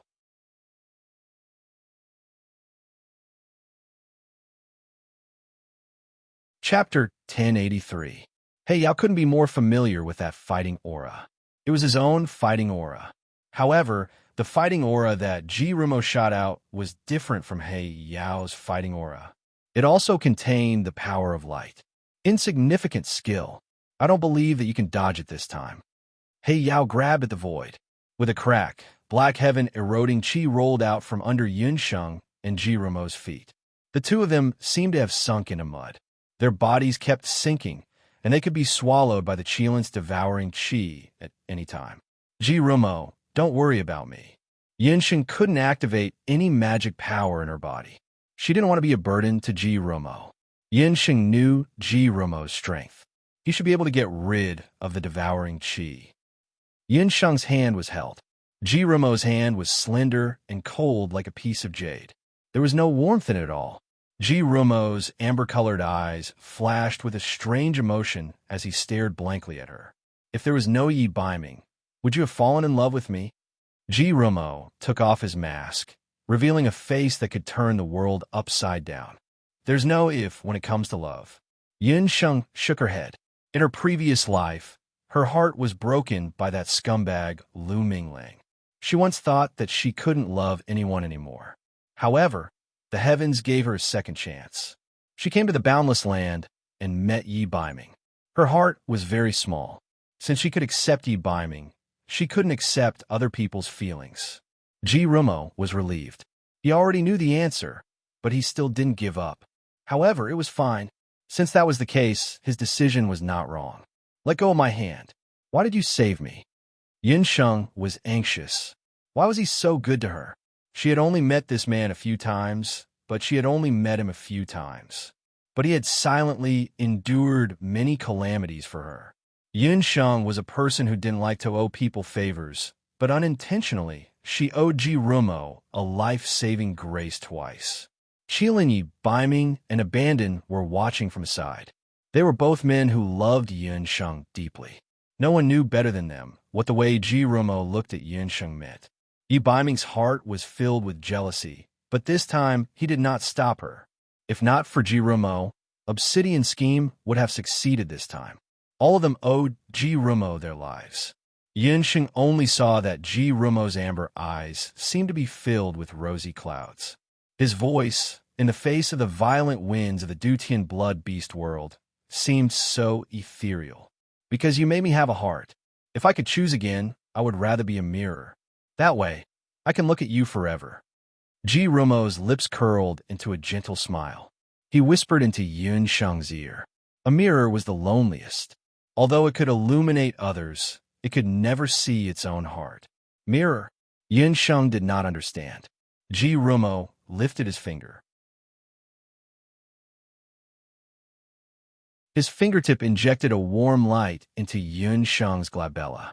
Yun Sheng only saw a white light flash before her eyes. The next moment, she was enveloped by a ray of light. In that ray of light, Yun Sheng felt that the magic in her body, which had disappeared, was rapidly recovering. This was? Meanwhile, Jirumo was still locked in a stalemate with He Yao. You really don't know what's good for you. You actually want to use your own strength to block my attack? Obsidian snorted. Then he was stunned. Hey Yao, I'll return what you've given her tenfold. Jirumo's voice suddenly rose a few notches. Jirumo's body emitted a dazzling light. That light tore apart Obsidian's devouring power. Obsidian's heart skipped a beat. That light was like the scorching sun in the clear summer sky. All the foul power would be burned away when it came into contact with the scorching sun. Not only that, there was a terrifying power in the light that could destroy everything. Obsidian felt that this power was enough to destroy his power of inheritance. Him. Who was it? Why did he have the terrifying power to destroy the Qilin's power of inheritance? Obsidian narrowed his eyes. At this moment, his pupils contracted violently, as if he had seen the most unbelievable thing in the world. Jirumo had disappeared. There was only one mirror in the sky. That mirror was only the size of an ordinary heart-protecting mirror. It was shaped like an ancient bronze mirror. However, countless rays of light suddenly shot out from the mirror. The rays of light immediately devoured Obsidian's devouring power and reflected his power of inheritance back. The rays of light were like thousands of arrows, shooting towards Obsidian and the warriors of the Black Qilin tribe. At this moment, Yinsheng and everyone else were staring at the mirror with dumbfounded expressions. Heavenly Fate Mirror, one of the 8 barren divine artifacts. Damn it! Even Obsidian couldn't block the strong light emitted by the Heavenly Fate Mirror. Under the strong light, the Black Qilin warriors were all killed by the reflected power of inheritance. Jirumo was actually the Heavenly Fate Mirror. Yinsheng looked at the mirror in the sky. She didn't expect Xiao Wenxiu to be the Heavenly Fate Mirror. No wonder he could learn any magic. Mirrors were able to reflect everything. Father, save me! He Linlin screamed. She could feel the battle chi in her body being devoured by the Heavenly Fate Mirror. Obsidian's situation wasn't much better than He Linlin's. His third power of inheritance was especially strong when used on himself. Under the refraction of the Heavenly Fate Mirror, most of his battle chi was devoured. Go! Leave this place immediately!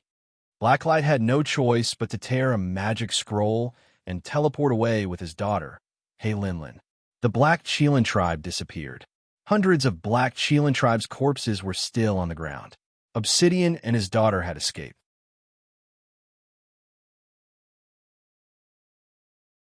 No one had expected that such a shocking turn of events would occur in the blink of an eye. And this reversal was because everyone stood rooted to the ground, dumbstruck. The mirror in the sky fell to the ground. Crack! There was a crisp cracking sound. Obsidian's third power of Qilin inheritance was extremely terrifying.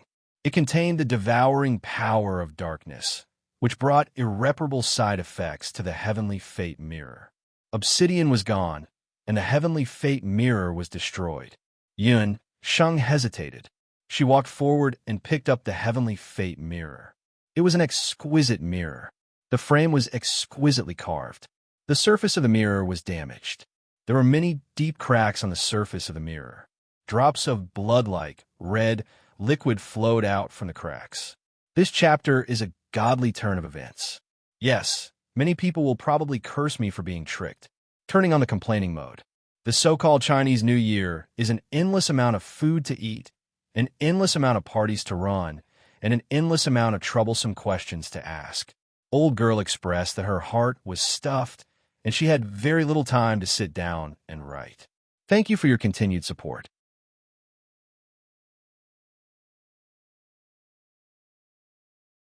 Chapter 1084. No one would have thought that Jirumo was actually the Heaven's Mandate mirror that they had been searching for. No one would have guessed that at the last moment, Jirumo would actually choose to use his true body to block He Yao's attack. The crowd was completely silent. Only Yunsheng lowered her head and looked at the mirror. The red liquid that gushed out of the mirror was not only tears, but also blood.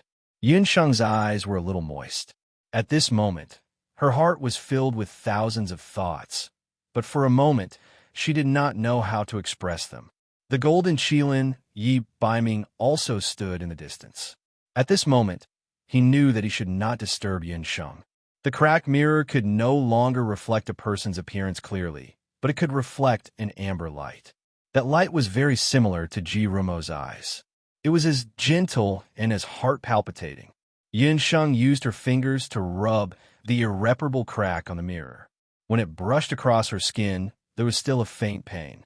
Ji Rumo's last words were still echoing in his ears. She slowly closed her eyes. In her mind, the ray of light that Ji Rumo had shot into her glabella flashed past.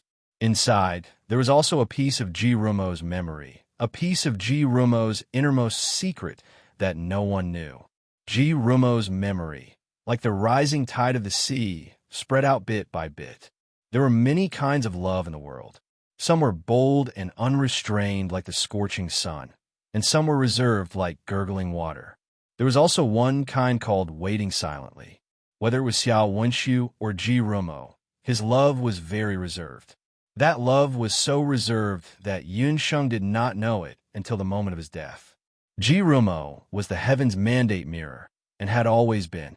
The 8 wastelands' divine weapons were all spiritual objects. After the experts of the 8 wastelands died and retired, the 8 wastelands' divine weapons had different fates. Among the 8 great regalia, the heavenly mandate mirror wasn't as famous as the other regalia. Its use had always been misunderstood by the outside world. The heaven's mandate mirror had always been regarded as a divine artifact used to predict the future.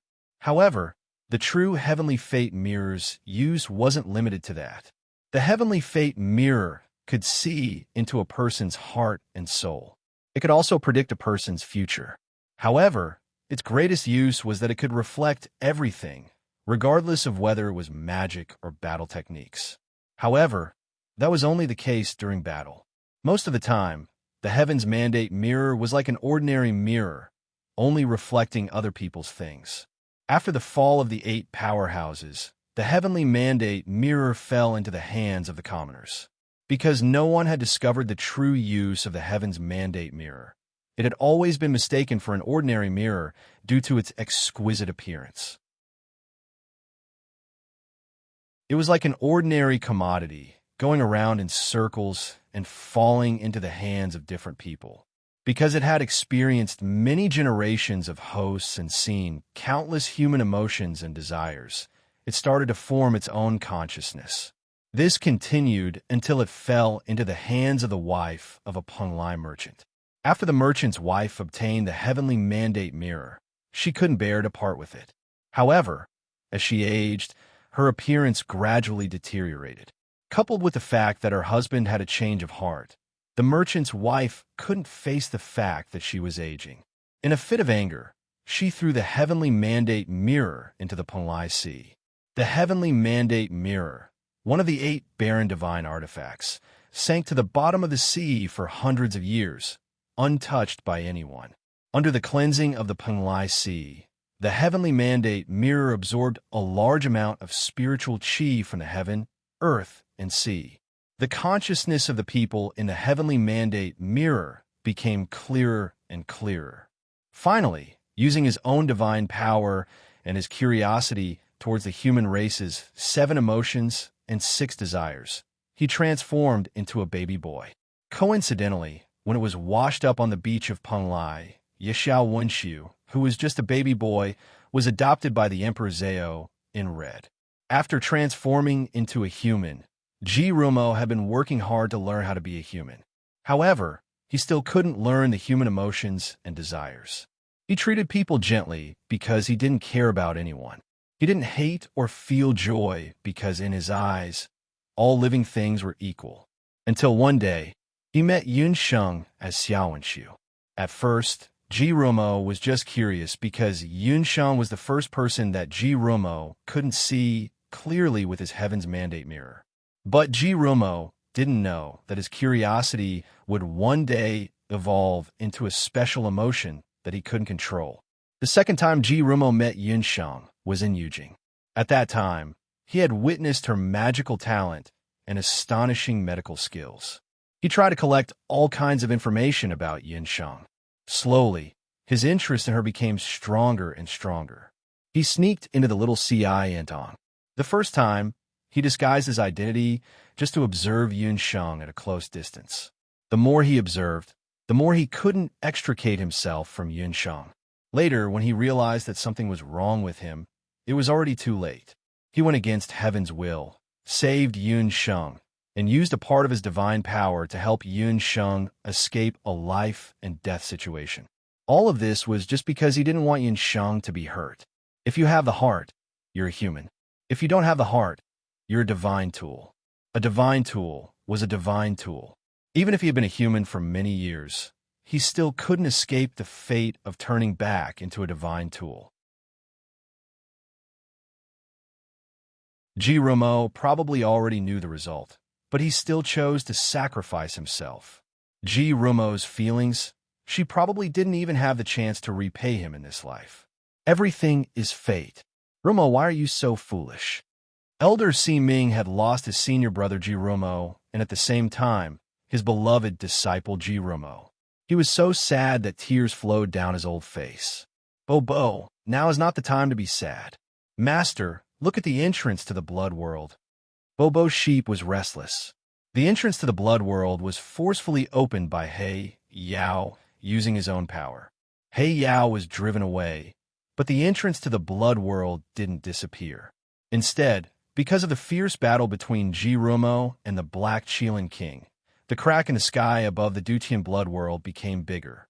Even though He Yao and Ba Shipan were driven away, if they couldn't completely seal the entrance to the blood world, the beast god Alter and the other beast clans of the 8 Desolate tribe would still have a chance to invade again.